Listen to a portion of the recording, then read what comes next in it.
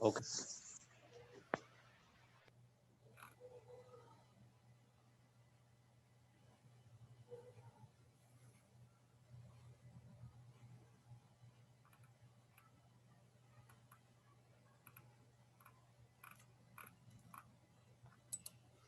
जी उमर, बात करें जरा मुझसे। अस्सलाम वालेकुम। वालेकुम सलाम। सर वेडनेसडे की क्लास आपकी लास्ट 30 मिनट की थी, वो 30 भी नहीं, लास्ट 10 मिनट्स की थी। वो आपने सिंपल रिकैप किया था, वो सारा लेक्चर ही मिस है पोर्टल पर ना। देखें, एक चीज ये कि जब भी कोई स्टेटमेंट देना तो ये इस स्टेटमेंट बड़ा डिफरेंस है कि लास्ट क्लास 10 मिनट्स की हुई या उसकी रिकॉर्डिंग 10 मिनट्स की हुई, राइट? तो जी थोड़ा सा सर। इसके मामले में वेरी केयरफुल, क्योंकि फिर इसमें मल्टीपल स्टेक होल्डर्स इन्वॉल्व होते हैं, पहली बात। दूसरी बात जी ये कि लाइव सेशंस में there can be some problem. तो जी सर। अगर कोई इशू है, where were you in the last class? आप क्लास में नहीं थे? नहीं सर, वो बेसिकली ना आपकी, मैं लाहौर कैंपस से हूँ, तो मैंने आपकी सारी पीछे से शुरू से क्लासेस ली हैं, तो वो मैं रिकॉर्डेड क्लासेस ले रहा था। आज मेरी फर्स्ट क्लास है ऑनलाइन। हम्म, तो ठीक है। मैंने पीछे। तो ये जी आपकी सर। पहली क्लास है, राइट? ठीक है, जी मतलब कहने का सर। मतलब ये है कि बाज़ औक़ात कोई कंफ्यूजन हो जाता है। एनी हाउ, जी सर। मैं अभी पिछला आपने भी कहाँ तक लिया है सारा? सर A to Z सारी क्लासेस ले ली हैं। एक आपका ये वेडनेसडे वाली क्लास का इशू था, वो मुझे रिकॉर्ड, वो टॉपिक बताएं, मतलब कि टॉपिक। क्लास तो पूरी थी, उसका नहीं था। और उसके अलावा वो एक एरर आपने टेस्टिंग के टाइप्स बताई थी, वो क्या उसका नाम, वो मेरा ब्लैक काफ़ी बॉक्स और पुराना वाइट बॉक्स, वो भी नहीं वो है। मेरा काफ़ी पुराना लेक्चर है, उसको हम किसी और वक्त करेंगे, क्योंकि अभी मेरे पास ठीक है। दो सेशन ज्वाइन हैं, तो मुझे दोनों को लेके चलना है। तो जी फिलहाल सर। अभी लास्ट लेक्चर में कहाँ तक, लास्ट लेक्चर वाला मैं भी रिकैप कर देता हूँ, तो ज़रा गौर से उसको सुनना। ठीक है। लास्ट लेक्चर में कहाँ तक सुना है आपने? सर लास्ट वैसे लेक्चर में लास्ट लेक्चर में 15 मिनट की रिकॉर्डिंग में भी मैंने सारा लेक्चर रिकैप किया एक दफ़ा। जी सर। तो उसमें कहाँ कन्फ्यूजन है? उसमें सर वो आप मैंने रिस्क बेस्ड असेसमेंट से सुनना शुरू किया था, जिसमें risk based assessment, risk treatment आपने बताया था। उसकी हम्म। वो 4 types, avoidance, transfer, acceptance, residual risk. उसके बाद आपने कहा था कि नेक्स्ट में मैं कंट्रोल रिस्क, प्रिवेंटिव, डिफेक्टिव और करेक्टिव, ये चीज़ें ठीक है, बताऊंगा। अभी मैं अपना लेक्चर ही, ठीक है, मैं दरमियान दरमियान में एक दफ़ा कोशिश करूंगा कि रिकैप कर दूं। पहले मैं सबके सवाल ले लूं, फिर मैं रिकैप करता हूँ। ठीक है। ओके।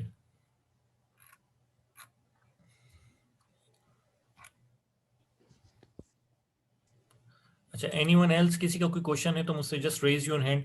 मुझसे किसी ने टेक्स्ट पे लिख के नहीं पूछना, प्लीज, आई रिक्वेस्ट। तो कोशिश करें कि जो मैंने बात कही है एक दफ़ा मैं कह दूं, तो उस पर कोशिश करें, क्योंकि ये आप लोग तो एक एक करके मुझे मैसेज करते हैं, लेकिन मेरे पास वो अगर 10 लोग मैसेज कर रहे हैं तो इट प्रॉम्प्ट्स मी 10 टाइम्स, क्योंकि हर बंदे का प्रॉम्प्ट मेरे पास आता है, तो मेरा रिदम टूटता है। Try to understand please this thing. आप लोगों के यहाँ सिर्फ एक बंदा शो हो रहा है, मेरे यहाँ for example more than 60 students हैं, तो मुझे try to understand my situation, कि थोड़ा सा इस बारे में ख्याल करें। जहाँ पे कोई इशू आए, जस्ट रेज योर हैंड, मैं खुद ही उसको म्यूट कर दूंगा, अनम्यूट कर दूंगा। जब आप सवाल पूछ लें, आपको जवाब मिल जाए, तसल्ली हो जाए, तो उसके बाद अपने अपने आप को म्यूट कर लें, ताकि आपका बैकग्राउंड नॉइज ना आए।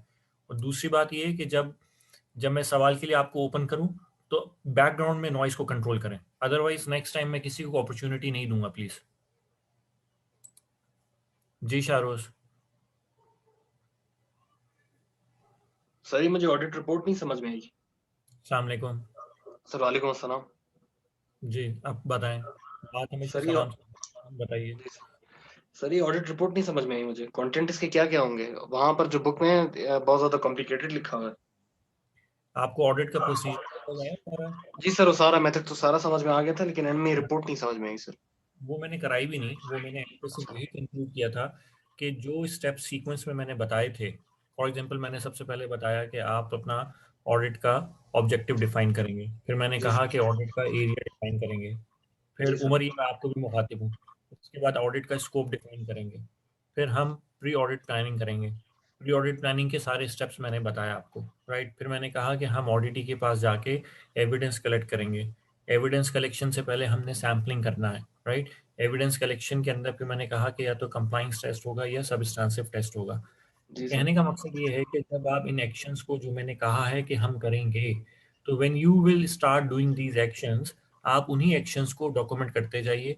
तो at the end of the day आप एक एग्जेक्टिव समरी सिर्फ लिखेंगे, और उसके बाद वो आपकी तमाम चीज़ें क्या बन जाएंगी? This will be your report. मतलब ऑडिट के रिपोर्ट में एक्चुअली क्या होगा, what you actually did during the audit will be the part of your audit report. The only difference is that whatever you did you have to translate those actions into the official words. ठीक है, आपने उनको लफ्जों की शक्ल देनी है, तो वो आपकी ऑडिट रिपोर्ट होगी. सिर्फ आखिर में मैंने एक जुमला बोला था कि ये सब काम करने के बाद ऑडिट रिपोर्ट के अंदर या तो शुरू में या आखिर में, डिपेंड करता है, ये ऑर्गेनाइजेशनल स्टैंडर्ड होता है, हम एक एग्जेक्टिव समरी लिख देते हैं, राइट. और कुछ ऑडिटर्स उसमें अपनी रिकमेंडेशंस भी लिख देते हैं. तो ये चीज़ें हैं, ये मैंने बताई थी, तो ये लिखनी है आपने. ऑडिट में मोस्टली जो सब लोग, अच्छा एक और बात भी बता दूं, ऑडिट रिपोर्ट में जो चीज़ सबसे ज़्यादा सब लोग सभी पढ़ते हैं वो आपकी फाइंडिंग्स होती हैं, चाहे वो आपकी ऑब्जर्वेशंस हैं और आपकी एविडेंस है, ये बेसिकली हम पढ़ रहे होते हैं. सही है सर. एक और बात यहाँ पे बता सकते हैं इसमें भी कि अगर बाज़-औक़ात ये होता है कि अगर हम किसी स्टैंडर्ड के मुताबिक ऑडिट कर रहे हैं, क्योंकि मैंने आपको बताया था कि ऑडिट करने के लिए कोई ऑडिट क्राइटेरिया होता है, हमारी चेकलिस्ट हमारा क्राइटेरिया है. अब वो चेकलिस्ट हो सकता है कि वो चेकलिस्ट भी किसी स्टैंडर्ड के ऊपर बेस कर रही हो, जैसा कि ISO 27001 है. तो मेरी अपनी प्रैक्टिस ये है और मैं आप लोगों को भी रिकमेंड ये करूँगा कि जब मैं किसी पर्टिकुलर ऑब्जर्वेशन को मैं देखता हूँ या कहीं मेरी फाइंडिंग आती है कि यहाँ पे नॉन कंप्लाइंस लगी है, मैं कभी भी ये नहीं कहता कि मैंने नॉन कंप्लाइंस लगाई है.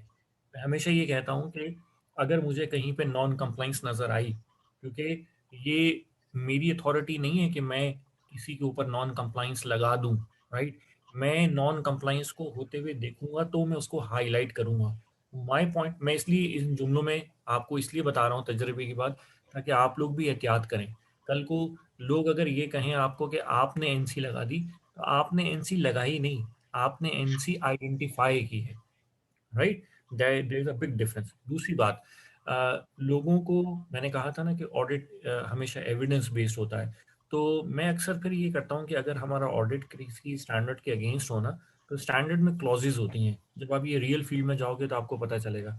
तो मैं अक्सर उस क्लॉज का हवाला दे देता हूँ जिस क्लॉज की वॉयलेशन की सूरत में मैंने वो एनसी रेज की है. Do you get my point?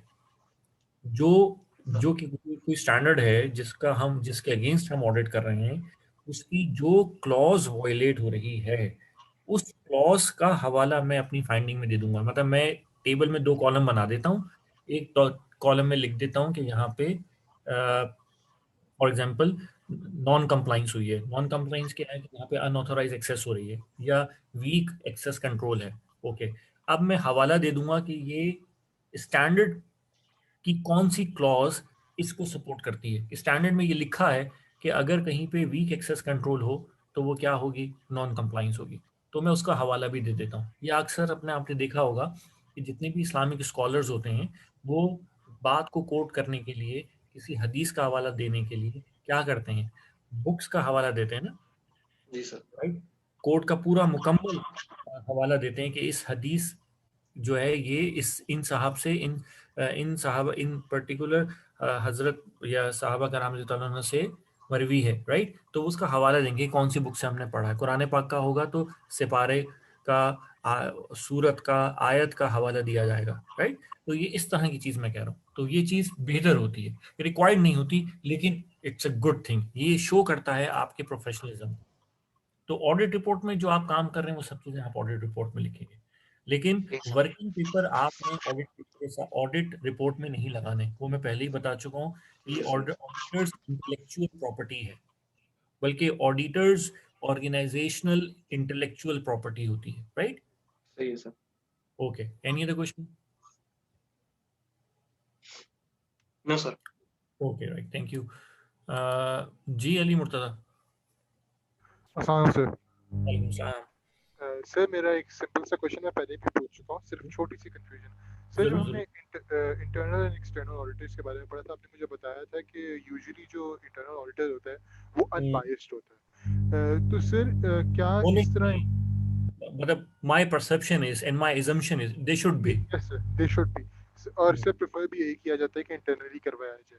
Sir अच्छा, मेरे यहाँ से पे ये मैं आपकी बात को मैं कदर कलामी कर रहा हूँ. इसमें ये कि हमारे पास एक चीज़ होती है, उसको हम कहते हैं PCOE, professional code of ethics. तो yes sir. Professional code of ethics of auditor जो है वो ये कहता है कि मैंने पहली बात बताई थी कि वो न्यूट्रल होना चाहिए, इम्पार्शियल होना चाहिए. Okay sir. अच्छा जी। जी सर, मेरा सिर्फ ये सवाल है, सिर्फ ये से नॉर्मल बता देना, थोड़ा सा एक्सप्लेनेशन सर, कि कोई लॉ नहीं पास हुआ है कि इंटरनल ऑडिटर्स से कंपनीज को नहीं कराना चाहिए, you they should go to externally, क्योंकि वो अनबायस्डनेस बेशक जैसे आपने कहा शुड नॉट बी बायस्ड, लेकिन इनको एक्सटर्नली जाना चाहिए, अगर आप अच्छा, समझेंगे। बात अच्छा, ये उस लेजिस्लेशन की या उस रेगुलेशन की इसलिए ज़रूरत नहीं है क्योंकि इंटरनल ऑडिट, अगर फॉर एग्जांपल सर्टिफिकेशन ऑडिट है, तो सर्टिफिकेशन ऑडिट अगर आप इंटरनल ऑडिट से करा भी लें तो वो एक्सेप्टेबल नहीं है, इट इज़ नॉट एक्सेप्टेबल। उस केस में आपको कोई सर्टिफिकेशन अवार्ड नहीं हो सकती, right. Internal audit is just for inside. आप किसी अपने इन्वेस्टर को, अपने कस्टमर को सेटिस्फाई करने के लिए या जनरल पब्लिक को सेटिस्फाई करने के लिए ये क्लेम नहीं कर सकते कि मैंने ISO 27001 का ऑडिट इंटरनल ऑडिटर से कराया है और वो सक्सेसफुल आया। You can't claim that achievement. जब आप ये क्लेम ही नहीं कर सकते तो फिर उस ऑडिट, उन ऑडिटर्स, वो उसका कोई उस वो जो आप बात कर रहे हैं कि इंटरनल ऑडिट से नहीं करानी चाहिए, तो वो करा ही नहीं सकते। हाँ, इंटरनल ऑडिटर सिर्फ इंटरनल ऑडिट ही कर सकते हैं, और इंटरनल ऑडिट का मतलब है कि आप उसकी बेसिस पे ना कोई सर्टिफिकेशन ले सकते हैं, ना कोई क्लेम कर सकते हैं, किसी किस्म की कोई चीज़ मार नहीं कर सकते। हाँ, सर्टिफिकेशन ऑडिट के लिए ये ज़रूरी है कि आप किसी रजिस्टर्ड या एक्रीडेटेड, दो लफ्ज़ हैं, रजिस्टर्ड या एक्रीडेटेड ऑडिटिंग फर्म से ऑडिट कर, ऑडिटिंग फर्म के सर्टिफाइड लीड ऑडिटर से ऑडिट कराएं। अदरवाइज आपका सर्टिफिकेशन ऑडिट का केस आगे फॉरवर्ड नहीं किया जा सकता। बल्कि ओके यहाँ तक भी है कि अगर कोई जूनियर ऑडिटर, एक ऑडिटर है, और जब ऑडिटर अपनी रिकमेंडेशन भेजता है तो वो ऑडिटर का एक्सपीरियंस भी नोट करते हैं। ऐसा नहीं है कि मेरे ऑडिटिंग फर्म में कोई ताल्लुकात हैं और मैं ऑडिटिंग फर्म की टॉप मैनेजमेंट को कह देता हूँ कि भाई फला ऑडिटर भेजना, क्योंकि वो मुझे जानता है, क्योंकि उसकी रिकमेंडेशन है, या मुझे पता चल जाए वो थोड़ा सा जूनियर है, उसका एक्सपोजर इतना नहीं है, तो जब ये केस बना के आगे फॉरवर्ड करेंगी तो वो खुद देखेंगे, वो से मुराद ऑडिटिंग फर्म एक केस आगे भेजते हैं, एक्रीडिटेशन काउंसिल को भेजते हैं, वो फिर देखती हैं कि किस ऑडिटर ने क्या लिखा है, ऑडिटर की अपनी क्वालिफिकेशन, एक्सपीरियंस क्या है। वो सर्टिफाइड तो होगा लेकिन उसका तजर्बा कितना है। मैंने बताया था कि एक ऐसा ऑडिटर जिसने अभी सर्टिफाई की है, क्वालिफिकेशन हासिल की है, तो तकरीबन 7 से 10 ऑडिट पे वो रिपोर्ट नहीं लिख सकता, वो सिर्फ एज एन ऑब्जर्वर जाता है। अब अगर एज एक ऑब्जर्वर ऑडिटर है और वो अपनी रिपोर्ट पे रिकमेंडेशन लिख के भेज रहा है, तो ऐसा नहीं हो सकता कि उसकी रिकमेंडेशंस के ऊपर आपको सर्टिफिकेशन ऑडिट या सर्टिफिकेशन अवार्ड कर दी जाए, तो ऐसा नहीं हो सकता। There are checks and balances, ऐसा है।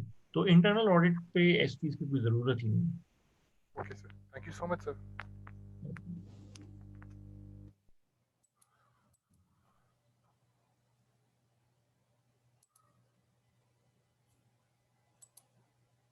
अच्छा, ये मैं जिन लोग जो लोग मुझे सवाल कर रहे होते हैं, I am grateful to them, क्योंकि वो अच्छी चीज़ें सवाल पूछ रहे होते हैं, और बाकी लोग जवाब मैं बाकी सब लोगों के लिए दे रहा होता हूँ।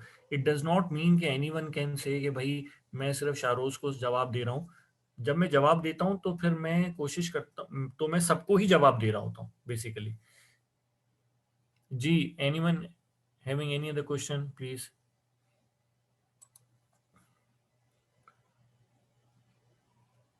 जी आयशा।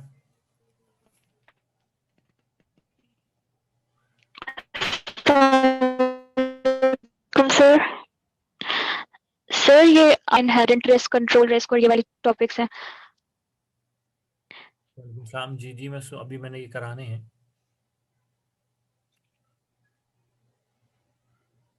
आपका क्वेश्चन प्लीज।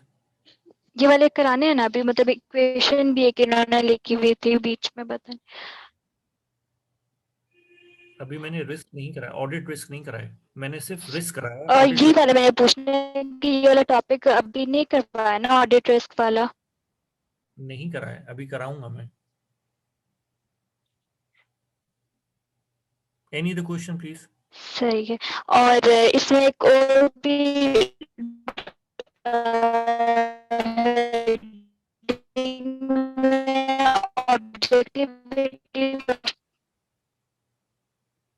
है, और objectivity of the evidence.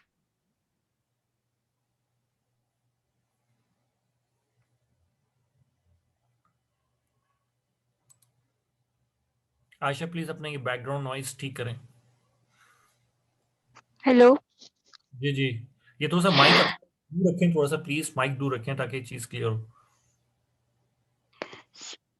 Sir, objectivity of the evidence ये क्या चीज है, इसके बारे में कुछ पता? ये मैं बता देता हूँ objectivity of the evidence.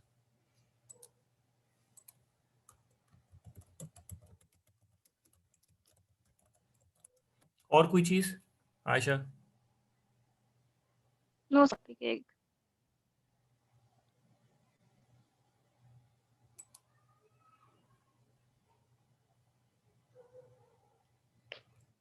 Okay, ये जो मैंने आपसे कहा था कि जब हम एविडेंस कलेक्ट करते हैं तो एविडेंस के 3 कैरेक्टरिस्टिक्स होते हैं, राइट? ये मैं रिपीट कर देता हूँ। मैंने एक चीज़ बताई थी कि एविडेंस जब हम कलेक्ट की जाए तो एविडेंस जो है उसकी जो टाइम है, मतलब ये कि एविडेंस जो है वो आउटडेटेड ना हो। जिस तरह फॉर एग्जांपल हम टैक्स रिटर्न जमा कराते हैं तो जो ट्रांजैक्शंस हमने उस करंट टैक्स ईयर की फिस्कल ईयर के अंदर किए होते हैं उन्हीं चीज़ों को हम रिकॉर्ड कर रहे होते हैं, राइट? तो एविडेंस जो आपने करनी है, फॉर एग्जांपल लास्ट ऑडिट हुआ, एक जब भी एक मतलब करंट ऑडिट आप कर रहे हैं उससे एक प्रीवियस ऑडिट होगा जिसको हम लास्ट ऑडिट कहेंगे। तो एविडेंस जो हो वो बेसिकली उस ऑडिट के बाद की हो या उस ऑडिट की जो एग्जिस्टेंस है वो ऑडिट वो एविडेंस एग्जिस्ट कर रही हो। पहली बात तो ये है। दूसरी बात, ऑब्जेक्टिविटी ऑफ द एविडेंस का मतलब बेसिकली ये है कि एविडेंस जो एविडेंस है वो बेसिकली उसको वेरीफाई किया जा सके। अब ऑब्जेक्टिविटी में 2-3 बातें आ सकती हैं। पहली बात ये कि उसको वेरीफाई किया जा सके, नंबर 1। नंबर 2 ये कि वो किसी ओपिनियन की बेसिस के ऊपर ना हो। ये ना हो कि आप ये कहें कि उन्होंने ये कहा था तो ये मैंने लिख दिया। That can not be considered as an evidence. किसी के कमेंट्स या किसी के रिमार्क्स ऐसी चीज नहीं। डॉक्यूमेंट्री प्रूफ जो है वो जरूरी है। तो it must be based upon some quantifiable fact that is verifiable. तो ये बात आपने, इसका मतलब होता है ऑब्जेक्टिविटी ऑफ द एविडेंस। 2 बातें हो गई। तीसरी बात मैंने बताई थी कि जो एविडेंस प्रोवाइड कर रहा है, जो कि सोर्स ऑफ द एविडेंस है, उसकी रिलायबिलिटी भी या उसकी क्वालिफिकेशन। क्वालिफिकेशन से मुराद मैं ये नहीं कह रहा कि उसकी तालीमी काबिलियत, वो भी मैटर करती है। लेकिन अगर आप कोई आईटी से रिलेटेड क्या कहना चाहिए, कोई क्यूरी है आपकी और उसका जवाब एक हेल्पर दे रहा है तो वो इसका और आप उसकी बात को वेटेज भी दे रहे हैं तो इसका मतलब ये है कि आपने गलत किया है। तो जो सोर्स ऑफ द एविडेंस है, he must be a qualifiable person. He must qualify to provide the evidence. पहली बात तो क्वालिफाई करने का मतलब ये है कि वो ही must B N eligible person, कि आपकी नज़र में वो एलिजिबल है एविडेंस देने के लिए या नहीं, पहली बात। दूसरी बात, एलिजिबल होना चाहिए। तो ये बात मैंने बताई है। तो इसको मैं कह रहा हूं qualification of the evidence provider. तो क्वालिफिकेशन से मेरी मुराद उसकी तालीमी कोई काबिलियत को मैं नहीं कह रहा, वो भी ज़रूरी है। लेकिन एक्चुअल बात यह है कि उसकी उस ऑर्गेनाइजेशन में रोल क्या है। तो उसका जो रोल होना चाहिए, उस role of that person from whom you are actually collecting the evidence should make him eligible to provide the evidence. If you think he is eligible तो आप उससे एविडेंस लें। तो ये 3 बातें हो गई। एक ये कि एविडेंस की life, it should not B obsolete, it should not B outdated, ठीक है, इट शुड बी करेक्ट। पहली बात, करेक्ट कैसे होगा कि वो वेरीफाइबल हो। तो ऑब्जेक्टिविटी ऑफ द एविडेंस का मतलब है कि वो वेरीफाइबल हो, इंडिपेंडेंटली वेरीफाइबल हो। उस इंडिपेंडेंटली वेरीफाइबल का उसका कोई डॉक्यूमेंट्री एविडेंस एग्जिस्ट करता हो। और तीसरी बात मैंने आपको ये बताई कि जो एविडेंस है उसका जो एविडेंस प्रोवाइडर है, ये जो सोर्स ऑफ द एविडेंस है, वो एलिजिबल होना चाहिए।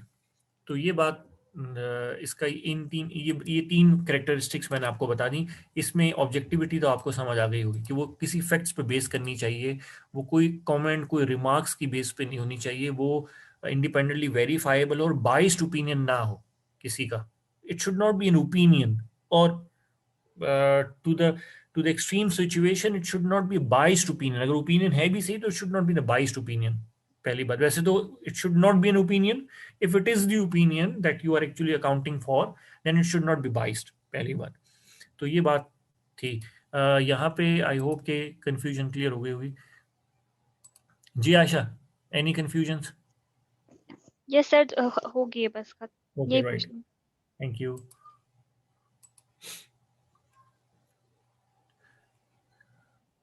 जी साथी, जिसका सवाल का जवाब खत्म हो जाए, उनको मिल जाए, वो प्लीज अपना रेज हैंड को क्लियर कर दें। अस्सलाम वालेकुम सर। मुझे लगता है कि वो दोबारा सवाल पूछ रहे हैं। वालेकुम सलाम। जी साथी।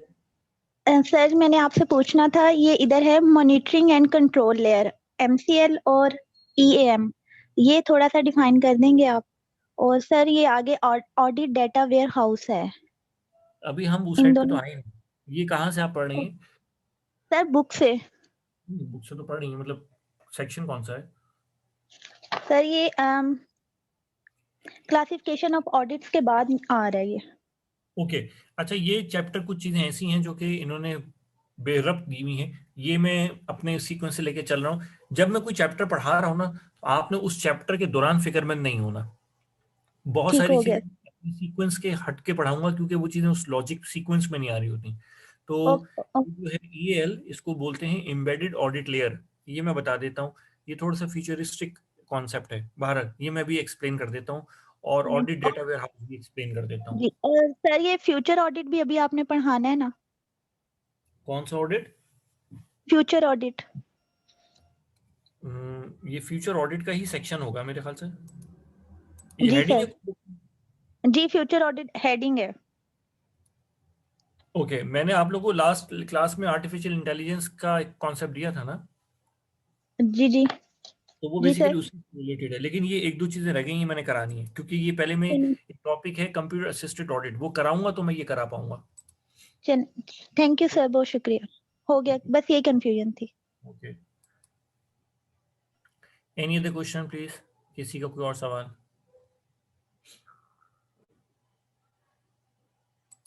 जी मुताहिर।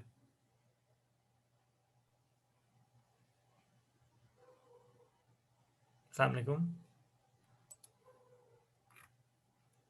मुताहिर सवाल पूछें प्लीज।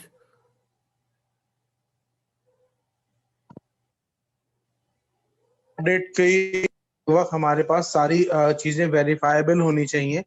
अगर कोई स्टेटमेंट दे रहा है, वो स्टेटमेंट वर्बल है।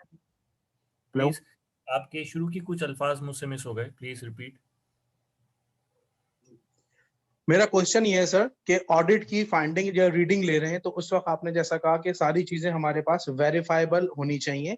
अगर उस वक्त जो ऑडिटी है वो जो रिमार्क्स दे रहा है, तो उनकी वेरिफिकेशन के लिए अगर हम उसको राइट डाउन करके उससे भी उसके ऊपर इनपुट ले लें, बाइन ले लें कि हमने लिख लिया है, या उससे वेरिफिकेशन के लिए पेपर पे लिखवा लें कि उसने हमें कमेंट दिए हैं, तो is it kind of a verifiable readings, और ये उसमें काउंट नहीं होती यहाँ पे?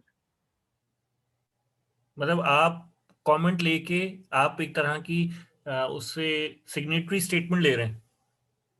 जी, हम उसे। लेकिन सवाल फिर ये पैदा होता है कि उसको आप वेरीफाई कैसे करेंगे? वो एविडेंस क्या है? उसने जो बात बोली उसमें कोई एविडेंस होगी ना। मतलब वो आप इसको ये कह रहे हैं कि जो तुमने कहा है तुम अपनी बात पे स्टैंड कर रहे हो या नहीं कर रहे हो, बेसिकली तो आपने उससे लिखवा लिया। अब आप उससे चाहे थंब इम्प्रेशन ले लें, आपने ले लिए, राइट। लेकिन कल को अगर आपसे किसी ने प्रूफ मांगा, तो क्या वो थंब इम्प्रेशन और उसके सिग्नेचर, क्या उससे वो बात वेरीफाई हो सकेगी? हो सकेगी? Got it, clear. अगर हो सकेगी तो वो फिर इसका मतलब है कि वो वैलिड है, और अगर उसके थंब इम्प्रेशन से भी वो नहीं हो सकती तो फिर वो वैलिड नहीं होगा यकीनन। नहीं, मैंने एक स्टेटमेंट का बयान दे दिया, राइट। मैंने एक बयान दे दिया कि हाँ जी, मैंने अपने सर्वर के ऊपर बायोमेट्रिक इंप्रेशन लगाए हुए हैं, ओके। लेकिन अब आप कह रहे हैं कि इस पे सिग्नेचर भी करो, तो मैंने सिग्नेचर कर दिए। लेकिन जब मैंने कह दिया और मेरे कहने से आपने आपने कहा कि नहीं इस पे सिग्नेचर भी कर दो, तो मेरा कहने का मकसद ये है कि मेरे कहने और मेरे सिग्नेचर के बावजूद क्या मेरे सिग्नेचर करने से आप मेरी बात को वेरीफाई कर सकते हैं? नहीं, नहीं कर सकते। मेरा सिग्नेचर मेरी बात का वजन तो बढ़ा देगा शायद, कि हाँ मैं 2 दफा कह रहा हूँ, मैं इकरार भी कर रहा हूँ, मैं लिख के इकरार कर रहा हूँ। लेकिन ये दूसरा एक इसका पर्सपेक्टिव ये भी है कि शायद आप मेरे कॉल पे एतमाद नहीं कर रहे, आप कह रहे हैं कि इस पे लिख के दो, लेकिन वो लिखने के बावजूद भी वो जो मिसट्रस्ट है वो फिर भी वेरीफाई नहीं हो रहा। तो मेरा नहीं ख्याल, आई डोंट थिंक सो। ठीक हो गया सर, क्लियर हो गया। हाँ, Clear. आप ये जरूर कर सकते हैं कि आप उसको कहेंगे भाई सर्वर के ऊपर तुम्हारे बायोमेट्रिक लॉग्स हैं, इसका जरा मुझे तुम रजिस्ट्रेशन को एक पिक्चर ला दो कि तुमने किसी के बायोमेट्रिक्स लिए हुए हैं, दैट्स इट। हाँ, ये हो सकता है कि वो आपसे ये पूछ ले कि अच्छा आपको किस तरह की एविडेंस चाहिए, that could be possible, okay. फिर आप उसको समझा सकते हैं हाँ कि मुझे ये एविडेंस ला दो। तो there is a possibility that auditor needs to analyse that what kind of material does he actually require for the verification of the evidence. Yes, ये आपको रियल टाइम में बाजू का सोचना पड़ता है। ओके,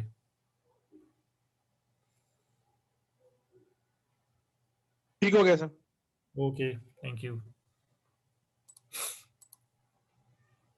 चलें जी, that's good, it's a healthy sign. लेकिन बाकी लोग भी हैं, प्लीज वो भी मुझसे सवाल पूछा करो यार। लेकिन ज्यादा सवाल भी नहीं पूछा करो, तो मैं पढ़ाऊंगा कब। जी जी उमर। जी सर, मैंने ये पूछना था, जो ऑडिटर है वो अपनी फाइंडिंग्स में जब ऑडिट क्लोजिंग मीटिंग में ऑडिटी को उसकी प्रोस एंड कॉन्स के बारे में बताएगा, उसके बाद वो जो ऑडिटर जो ऑडिट करके गए हैं वही रिपोर्ट तैयार करेंगे, या मैनेजमेंट जो क्या नाम है ऑडिटर हैं वो तैयार करेंगे रिपोर्ट? ऑडिटी की मैनेजमेंट या ऑडिटर की मैनेजमेंट पूछ रहे सर हो? ऑडिटर की मैनेजमेंट, देखें ऑडिटर ने एक ऑडिट क्लोजिंग मीटिंग नहीं पर नहीं, ना ऑडिटी ऑडिटर की मैनेजमेंट रिपोर्ट तैयार करेगी ना ऑडिटर जो क्लोजिंग मीटिंग में थे वो जी जी वो जो उन्होंने बातें कही हैं वही लोग ही रिपोर्ट तैयार करेंगे। सर, मैं समझा नहीं आपकी बात। जो ऑडिटर्स है ना, जी ऑडिटर जी जी हो सर। सके, जरूरी नहीं कि एक ही ऑडिटर होता है, अमूमन 2 से 3 ऑडिटर्स होते हैं, ठीक है। जी उन सर। लोगों ने ऑडिट किया, ऑडिट क्लोजिंग मीटिंग हो गई, ऑडिटर्स वापस आ गए ऑडिट फॉर्म में, राइट। जी सर। उसके बाद वो हो सकता है 4 दिन 5 दिन लें, रिपोर्ट लिखें, रिपोर्ट लिख के अपने हायर अप से इंडोर्स कराएं और फिर ऑडिटी को भेज दें। जी सर, और सर आपने ये बताया था कि अगर उसका एनसी होगा तो हम वो रिक्वायरमेंट लिखेंगे, मतलब कि वो क्या कहते हैं उसको, रेफरेंस ऑफ द क्लॉज, बिल्कुल। रेफरेंस ऑफ द क्लोज लिखेंगे, तो वो फिर हम रिपोर्ट में उसको गोट रिटर्न डाउन करेंगे क्लोज को।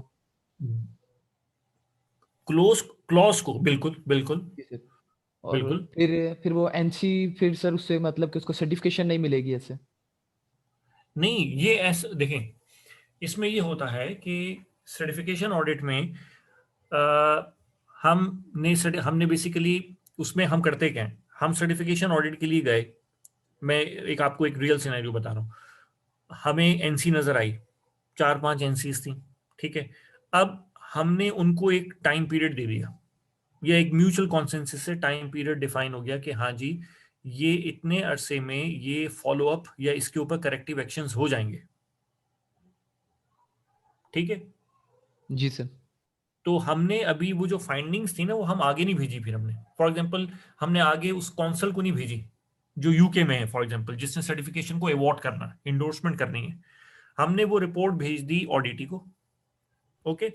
ऑडिटी ने कहा, ऑडिटी की टॉप मैनेजर, क्योंकि ये बात क्लोजिंग मीटिंग में डिस्कस हो गई, अभी क्लोजिंग मीटिंग में डिस्कस हो गया कि जी आपके यहाँ ये प्रॉब्लम्स हैं, तो फिर हम ये भी डिफाइन कर लेते हैं कि हाँ जी कि ऑडिटी की मैनेजमेंट तो इस बात पे जोर लगाती है ना कि भाई अभी हमें सर्टिफिकेशन तो नहीं मिली, लेकिन आप हमें कुछ टाइम दे दें, हम ये तमाम एनसीज को क्लोज कर देते हैं, आप एक दफा दोबारा विजिट करें, पूरा ऑडिट ना करें, सिर्फ जो एनसीज आपने रेस की हैं उनको रिविजिट कर लेना, और फिर आप अपनी रिकमेंडेशंस फॉरवर्ड करना। तो फिर हम यही करते हैं, उनको टाइम दे देते हैं, और फिर ये नहीं होता कि हम पूछें बार बार ऑडिटी से हाँ जी कर लिया या नहीं कर लिया, ऑडिटी को ज्यादा परेशानी होनी चाहिए।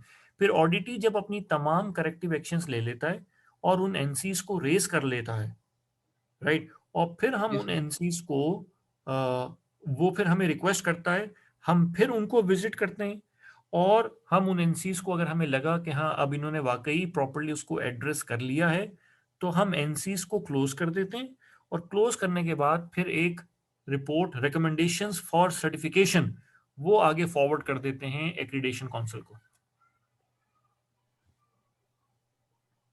जी सर। क्लियर हो गई बात? जी सर। तो सर ये ऑडिट क्लोजिंग मीटिंग में जो हम उसकी मतलब के एनसीज के बारे में बताएंगे, उसके बाद हम उसको कोई टाइम पीरियड अलाउ करेंगे? जी बिल्कुल, तकरीबन हम 2-3 हफ्ते देते हैं, लेकिन अगर हमें लगे कि यार ये जो चीजें इनकी तो इतनी खराबियां हैं कि ये तो 1 साल में भी नहीं होती, ठीक है, जी सर। तो फिर हम उसको ग्रेस पीरियड देने को फायदा नहीं। लेकिन अगर ऐसा हो, ऐसा तो खैर कभी हुआ ही नहीं मेरे साथ, उसकी रीजन ये है कि कोई भी ऑडिटी इतना बेवकूफ नहीं होगा कि उसको पता हो कि ये एनसीज निकलेंगी और ये 1 साल में भी ठीक नहीं होंगी और वो एक्सटर्नल ऑडिट के लिए बुला ले। तो बहुत एम्बेरसमेंट हो गई ना वो। इसीलिए तो इंटरनल ऑडिट होता है कि पहले वो इंटरनल ऑडिट कराता है ताकि उसको पता चल जाए कि हाँ, अगर कितनी उसका इसकी करंट लेवल क्या है। अगर तो क्योंकि एक्सटर्नल ऑडिट में हमेशा कुछ ना कुछ तो निकलता है, लेकिन अगर पता हो कि भाई बिल्कुल आवे का आवा ही बिगड़ा हुआ है, अभी तो कुछ सिलसिला शुरू ही नहीं हुआ, तो फिर एक्सटर्नल ऑडिट कराने का मकसद क्या था आपका? जब आपको पता था कि सूरत हाल बहुत नाजुक है, जब आपको पता है कि हाँ सूरत हाल काबू में, फिर एक्सटर्नल ऑडिट कॉल करें ना आप। जी कुछ सर। समझ आ रही है बातें? हाँ जी सर। ओके, और कोई सवाल? सर ये ऑडिट ऑब्जेक्टिव, एरिया और स्कोप से रिलेटेड मैंने पूछना था। तो सर ये मतलब ऑडिट ही उसको, ऑडिटर को डिफाइन करेगा कि इस एरिया और इस स्कोप का मैंने ऑडिट करवाना है, एरिया बिल्कुल उसको डिफाइन बिल्कुल करेगा? बिल्कुल, ऑडिट ही बताता है, ऑडिट ही बताता है कि मुझे किस चीज का ऑडिट कराना है। जी सर। हाँ, हम स्कोप को थोड़ा बहुत, क्या कहना चाहिए, रीशफल कर सकते हैं या रीडिफाइन कर सकते हैं या उसमें कुछ इनपुट दे सकते हैं। We can do that thing, but in the larger interest of the auditee, not in my interest. जी sir. Anything else? No sir. Okay जी, काशिफ।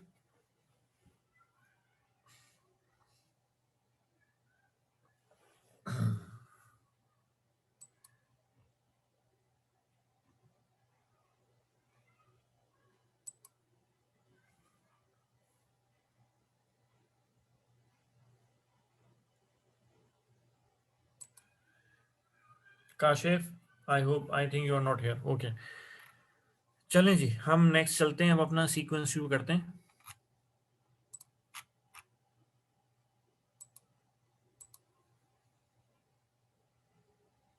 मैं एक minute, just let me open the book.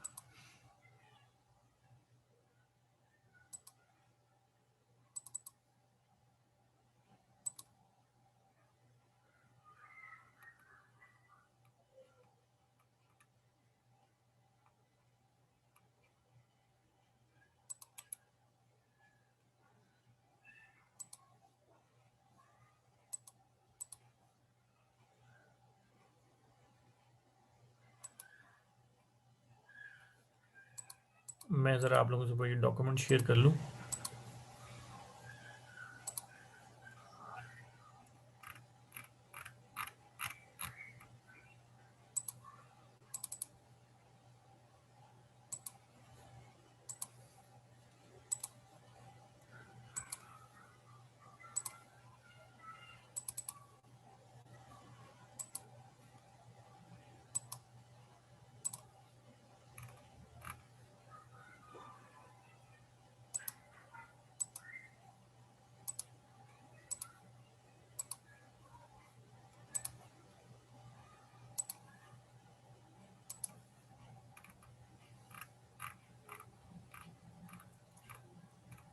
अच्छा जी, last time हम लोगों ने ये risk based audit कर लिया था और मैंने इसके बारे में यही बताया था कि आईटी ऑडिट और रिस्क बेस्ड आईटी ऑडिट में बुनियादी फ़र्क क्या है कि अगर हम आईटी ऑडिट की प्री ऑडिट प्लानिंग के दौरान एक रिस्क असेसमेंट की एक्टिविटी परफॉर्म कर लेते हैं तो वो एक्टिविटी, वो ऑडिट रिस्क बेस्ड ऑडिट कहलाता है। सिर्फ इतना बुनियादी सा डिफरेंस है अगर मैं प्रैक्टिकली बात करूं।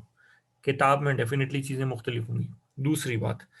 दूसरी बात ये कि मैं इसको इस तरह से कहूँगा कि हर ऑडिटर, हर अच्छा ऑडिटर वो कहे या ना कहे, एक्सप्लिसिटली कहे या ना कहे कि वो रिस्क बेस्ड ऑडिट कर रहा है, लेकिन इम्प्लिसिटली हमेशा वो जब भी चेकलिस्ट को फाइनल करता है ऑडिटी के पास जाने से पहले, तो हमेशा वो ऑडिटी के तनाजुर में रिस्क असेसमेंट कर रहा होता है। मैं पहले ऑडिटी बन के, अच्छा ऑडिट करने की पहचान क्या है, मैं ये नहीं कह रहा मैं बहुत अच्छा ऑडिट करता हूँ, लेकिन मेरी आदत ये है कि मैं पहले, अगर आप कभी भी कोई काम करने से पहले खुद अपने आप को उनकी जगह पे रख के सोचेंगे, ऑडिटी की जगह पे रख के सोचेंगे, तो आप ज़्यादा बेहतर तरीके से अपने आप को जस्टिफाई करेंगे, राइट। तो बस इतनी सी बात है कि अपने थोड़ा सा दिल लगा के चीज़ों को सोचना है कि हाँ यार, अगर मैं ऑडिटी के यहाँ होता और ऑडिटी का ये इन्वायरमेंट है, उसका वर्किंग इन्वायरमेंट ये है, बिजनेस प्रोसेस ये हैं, ये उनकी सर्विसेज इंडस्ट्री है, ये उनके यहाँ टेक्नोलॉजी है, तो क्या उनके यहाँ रिस्क हो सकते हैं। इससे जब आप ये चीज़ सोचेंगे और फिर आप ये सोचेंगे कि रिस्क क्या हो सकते हैं, तो फिर आप ये भी सोचेंगे कि हाँ यार कंट्रोल्स क्या हो सकते हैं, फिर आप ये भी सोचेंगे कि हाँ यार कंट्रोल्स ये हैं, तो ज़्यादा इंपॉर्टेंट कंट्रोल्स कौन से हैं, फिर आप ये सोचेंगे कि हाँ इससे आपको कंट्रोल्स की आइडेंटिफिकेशन, फिर आप जब आप कंट्रोल्स तक पहुंच गए, अब आपने क्या करना है कि अब आपको पता चल गया कि यार अगर मैं उनकी जगह पे होता तो मैं ये कंट्रोल्स लेता। अब आप क्या करेंगे, आप जब वहां जाएंगे तो आप उनसे ये ज़रूर पूछेंगे कि क्या तुमने ये कंट्रोल्स लिए हुए हैं, और वुड यू बिलीव मी कि हर ऑडिट आपके लिए रनिंग, अच्छा कुछ कंट्रोल ऐसे होते हैं जो आपने नहीं सोचे हुए, तो वो ले रहा होता है, राइट। तो इस तरह से आपकी भी एक लर्निंग प्रोसेस होता है। तो बहरहाल, और जब आप मुख्तलिफ ऑडिटीज़ के पास जाते हैं, क्योंकि सिक्योरिटी ऑडिट है तो सबने CIA को ही पूरा करना है, लेकिन हर एक डिफरेंट तरीके से CIA को एड्रेस कर रहा होता है, तो आपका जो कैनवस है वो बहुत बढ़ रहा होता है, आपका हॉरिजन बहुत वाइडर हो रहा होता है, आप लोग मुख्तलिफ एक्सपीरियंसेस को देख रहे होते हैं। तो बहरहाल it's a very interesting domain audit. लेकिन अगेन मैंने बताया कि you have to be very polite and humble. अच्छा, कंट्रोल टाइप्स में अब हम आ जाते हैं। आज हमारा टॉपिक है कंट्रोल टाइप्स। मैंने पेपर में बता दिया था कि रिस्क असेसमेंट से रिलेटेड लाजमी सवाल आएंगे, सैम्पलिंग से रिलेटेड ये सब चीज़ें आपको पेपर में लाजमी आएंगी। अच्छा, अब हम कंट्रोल टाइप्स पढ़ते हैं। पहले मैंने बताया कि कंट्रोल्स क्या होते हैं। कंट्रोल्स हम अपने उन एक्शंस को कहते हैं। अच्छा, एक्शन से मेरी मुराद क्या है? एक्शन से मेरी मुराद ये नहीं है कि मैं दरवाजे पे कोई ताला लगा दूं तो ये मेरा एक्शन है, राइट। एक्शन हर किस्म का एक्शन हो सकता है। अगर मैं फॉर एग्जांपल दरवाजे के बाहर एक सफ़ा लिख के भी लगा देता हूँ कि do not enter without permission, तो ये भी मेरा एक कंट्रोल है, राइट। लेकिन बहरहाल अभी मैं आपको कंट्रोल की डिटेल में डिस्कशन करते हैं। हम कंट्रोल्स बेसिकली हम अपने उन तमाम मेजर्स को कहते हैं जिससे हम अपने जो हमें एक्सपोजर्स हैं या हमें जो थ्रेट्स हैं या हमारे जो रिस्क हैं, हम उनको कंट्रोल कर सकें। तो कंट्रोल्स उन मेजर्स को कहते हैं जिससे हम अपने थ्रेट्स या रिस्क को कंट्रोल कर सकें। लफ्ज कंट्रोल नहीं है, लफ्ज कंट्रोल्स हैं, मेजर्स। अब ये तीन किस्म के होते हैं। एक होते हैं प्रिवेंटिव कंट्रोल्स, एक होते हैं डिटेक्टिव कंट्रोल्स, और एक होते हैं करेक्टिव कंट्रोल्स। प्रिवेंटिव कंट्रोल से मुराद वो तमाम कंट्रोल्स हैं जो के किसी पर्टिकुलर रिस्क के अगर होने से पहले उसको रोक लें। They prevent the likelihood of occurrence of a risk. ये है प्रिवेंटिव। वो कहते हैं ना कि prevention is better than cure, treatment से बेहतर है प्रिवेंशन। तो प्रिवेंटिव कंट्रोल्स वो मेजर्स हैं जिससे कोई रिस्क होगा ही नहीं एक्चुअली, राइट। तो ये तो हो गए प्रिवेंटिव कंट्रोल्स। अभी मैं इन तमाम कंट्रोल्स की एक एक करके, दो दो करके इनकी आपको मिसालें देता हूं ताकि आपको ये क्रिस्टल क्लियर हो जाती है। दूसरी बात है डिटेक्टिव कंट्रोल्स। डिटेक्टिव कंट्रोल से मुराद ये है कि अगर हमने प्रिवेंटिव कंट्रोल्स लिए हुए हैं तो दो पॉसिबिलिटीज हैं। पहली पॉसिबिलिटी ये कि हो सकता है कि हमने तमाम प्रिवेंटिव कंट्रोल्स ना लिए हों, हम कुछ भूल गए हों दानिस्ता तौर पे या गैर दानिस्ता तौर पे, और जो हमने अगर लिए हुए भी हैं तो उनकी जो इन्फोर्समेंट है, ये जो इम्प्लीमेंटेशन थी, वो इफेक्टिव नहीं थी। तो कुछ भी हो सकता है, human error is everywhere despite of the highest level of perfectionism. बहरहाल अगर प्रिवेंटिव कंट्रोल फेल होता है, अगर हम साइबर पर्सपेक्टिव में, अब हम टोटल आईटी की पर्सपेक्टिव में बात कर रहे हैं, आप, इसका मतलब है कि आपके तमाम जो डिफेंसिव कंट्रोल्स थे वो आपके किसी साइबर अटैक को रोक नहीं सके। ये इसकी दो पॉसिबिलिटीज भी हो सकती हैं, या तो आपके कंट्रोल्स की स्ट्रेंथ कम थी, या आप में वीकनेस थी, या फिर जो आपका जो एडवर्सरी है, जो आप पे अटैक करने वाला था, उसका जो अटैक था वो आपके लिए बिल्कुल नया था, वो बहुत ही ज़्यादा हाई ग्रेड का था, राइट। अच्छा, ऐसा हो सकता है, ये कोई अननेचुरल सी चीज़ नहीं है।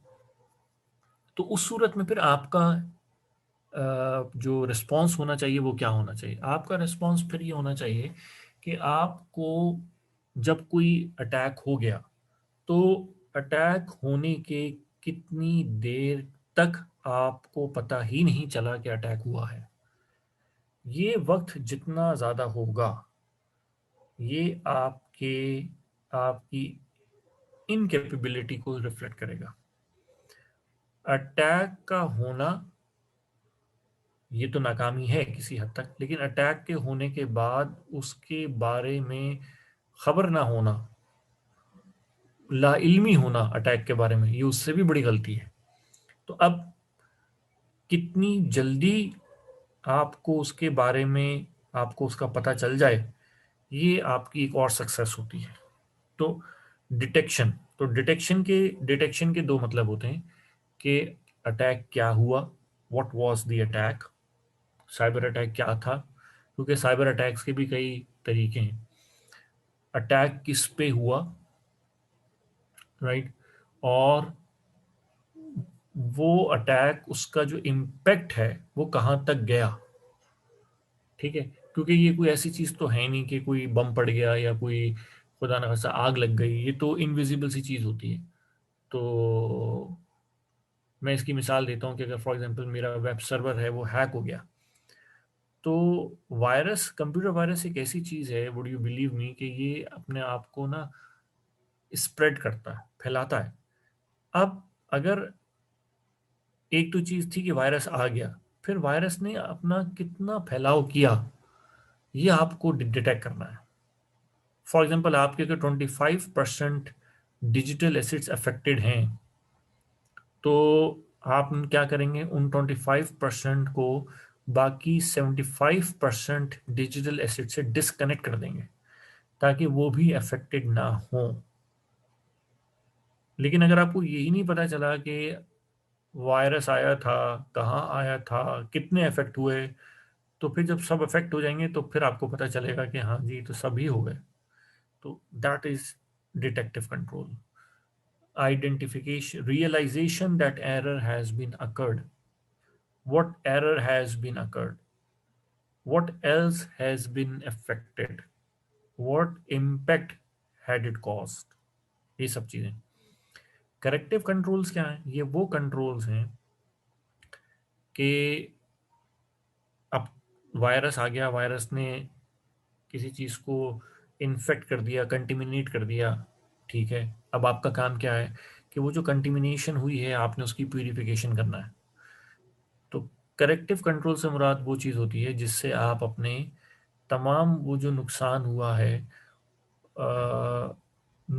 लॉस की कंपनसेशन तो एक अलग बात है, लेकिन जो कंटिमिनेशन हुई है, जो डिस्ट्रक्शन हुई है, आप उसको अंडू कर रहे होते हैं, रिहेबिलिटेट कर रहे होते हैं, राइट, रीबिल्ड कर रहे होते हैं। कोई आपकी सर्विसेज हैं वो डाउन हो गई, अब आपने उसको दोबारा अप करना है, तो डाउन ही तो नहीं रहने देना ना। तो वो कंट्रोल जिससे आपने उसको दोबारा रिवाइव करना है, ऑनलाइन करना है, इसको हम करेक्टिव कंट्रोल्स कहते हैं। तो डिटेक्ट, प्रिवेंटिव, ये आपकी फर्स्ट लाइन ऑफ डिफेंस है, डिटेक्टिव एंड करेक्टिव।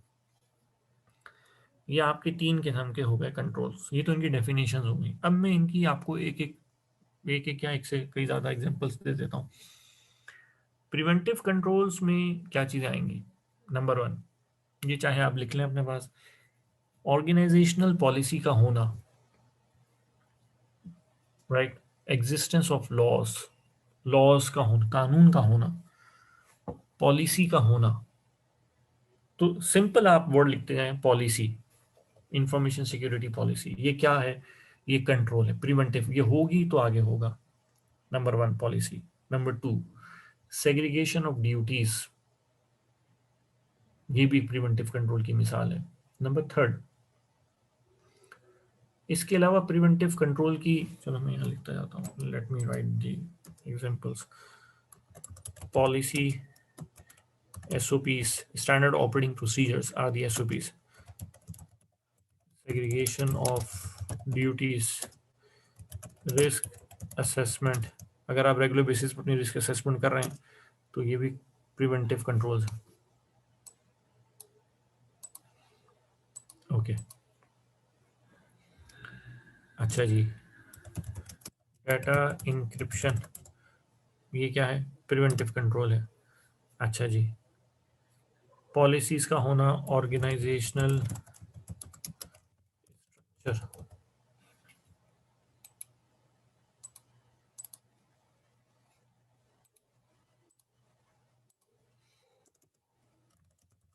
ये क्या है? ये एक प्रिवेंटिव कंट्रोल्स की मैंने एग्जांपल्स दी हैं। आपकी ऑर्गेनाइजेशन में पॉलिसीज होनी चाहिए, IS policies, information security policy होनी चाहिए, ठीक है। आपकी ऑर्गेनाइजेशन के अंदर स्टैंडर्ड ऑपरेटिंग प्रोसीजर्स होने चाहिए हर काम को करने के। और बिलीव मी कि अगर ये प्रोसीजर्स एग्जिस्ट नहीं करते हैं तो इसका मतलब ये है कि आपके यहाँ प्रॉपरली कंट्रोल्स नहीं, प्रिवेंटिव कंट्रोल्स नहीं हैं। अच्छा, तीसरी बात मैंने बताई कि रिस्क असेसमेंट होनी चाहिए। हर ऑर्गेनाइजेशन को अपनी रिस्क असेसमेंट पीरियोडिक बेसिस के ऊपर, रेगुलर बेसिस के ऊपर करनी चाहिए। अच्छा, इसके अलावा अपनी एसेट आइडेंटिफिकेशन एंड क्लासिफिकेशन, आपको अगर यही नहीं पता कि आपके एसेट्स क्या हैं और आपकी उन एसेट्स की ऑर्गेनाइजेशन में इम्पोर्टेंस क्या है, तो इसका मतलब है कि आपको यही नहीं पता कि आपने क्या चीज़ें प्रोटेक्ट करना है, किन चीज़ों को प्रोटेक्ट करना है।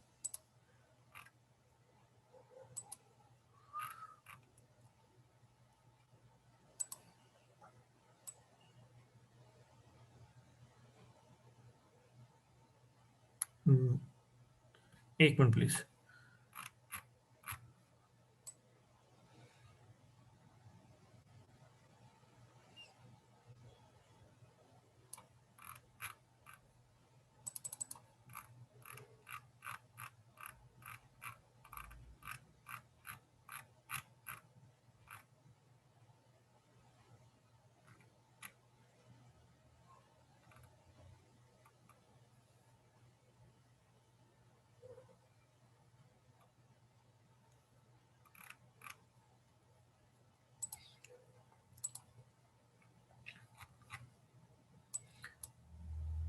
जी, सवाल पूछें, चलें, ये थोड़ा सा। अच्छा जी, किसी को कोई सवाल? चलो पहले मैं कंप्लीट कर लूँ, फिर मैं आप लोगों से पूछता हूँ। अच्छा, ये मैंने अभी प्रिवेंटिव कंट्रोल्स की एग्जांपल्स दी। अच्छा, इसमें कुछ मुझे और याद आते रहेंगे, मैं साथ ऐड करता हूँ। इनपुट ऑथोराइजेशन, ये प्रिवेंटिव कंट्रोल्स है। अच्छा, डिटेक्टिव कंट्रोल्स क्या है?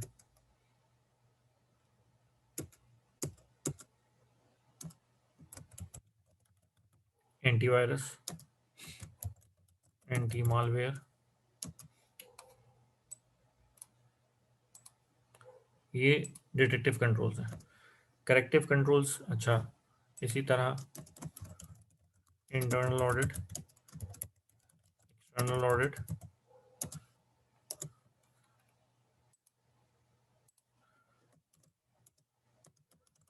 लॉग रिव्यू, इसको मैं ट्रांजैक्शन लॉग्स रिव्यू,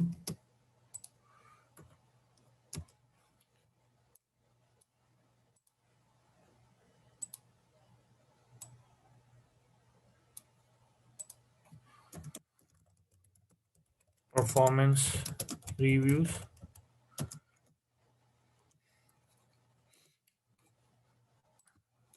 अच्छा करेक्टिव कंट्रोल्स के एग्जांपल्स क्या हैं?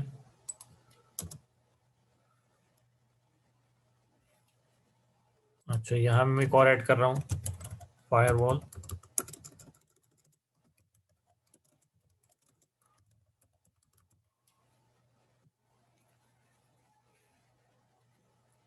इसको हम antivirus, anti malwares, anti spywares. Corrective controls का मतलब क्या है? करेक्टिव कंट्रोल्स का मुराद है backup, recovery,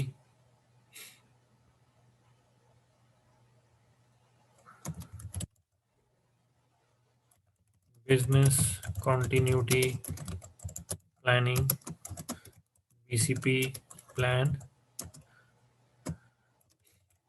disaster recovery plan, DRP, alternate sites,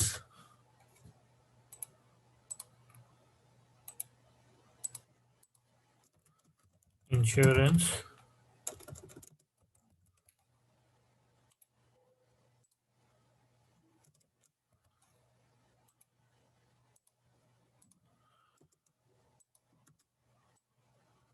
ये आपके करेक्टिव कंट्रोल्स में आ गए। ये उनकी एग्जांपल्स हैं।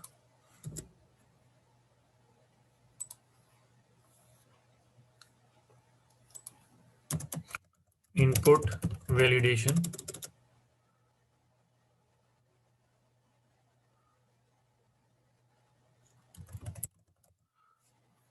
इनपुट वैलिडेशन का मतलब है कि इनपुट देते वक्त, लेकिन इनपुट सबमिट करने, एक्सेप्ट करने से पहले उसको टेस्ट कर लिया जाए। क्योंकि मैंने आपको चीज़ बताई थी कि गार्बेज इन गार्बेज आउट, तो उससे बचने के लिए हम डिटेक्टिव कंट्रोल यूज करते हैं।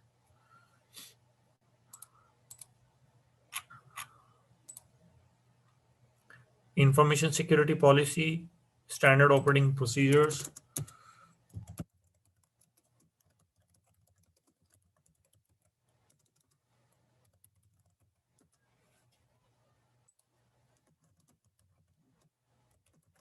ठीक है। Segregation of duties, organisational structure, ये इसको हम ऑर्गेनोग्राम भी कह देते हैं। Organogram, definition of rules and responsibilities, awareness, training. ये क्या है? ये सब चीज़ें किसी भी ऑर्गेनाइजेशन के अंदर होंगी तो वो प्रिवेंटिव कंट्रोल्स में आती हैं।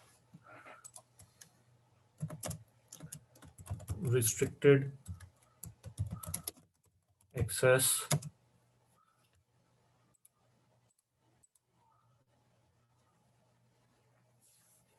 कि हर चीज़ की ओपन एक्सेस ना हो, फायरवॉल्स हों। इसी तरह इंट्रूजन प्रिवेंशन सिस्टम्स, IPS, लेकिन यहाँ पे इंट्रूजन डिटेक्शन सिस्टम्स। ये आपको पेपर में ये आ सकता है कि आप में से, आपको इसमें से किसी में कोई नाम दे दिया हो और आपसे कहा जाए कि बताएं ज़रा कि ये कौन सा कंट्रोल है।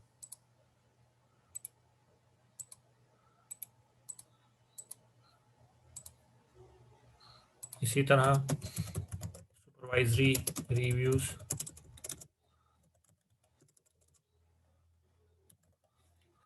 ये प्रिवेंटिव कंट्रोल है, डिटेक्टिव कंट्रोल है और करेक्टिव कंट्रोल है।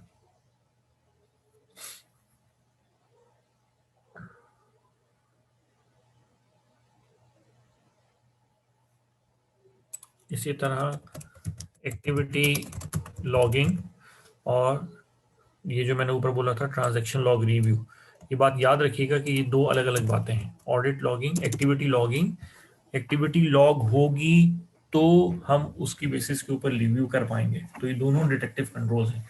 लेकिन अगर एक्टिविटी लॉग ही नहीं हो रही तो फिर हम उसका रिव्यू कैसे करेंगे? तो लॉग से मुराद क्या है कि जैसे आप कॉल करते हैं तो कॉल का लॉग होता है, मिस कॉल का लॉग है। इसके अलावा आपके यहाँ रिसीव कॉल का लॉग्स है, तो ये लॉग्स का मतलब होता है ट्रांजैक्शन की हिस्ट्री या ट्रांजैक्शन का रिकॉर्ड रखना।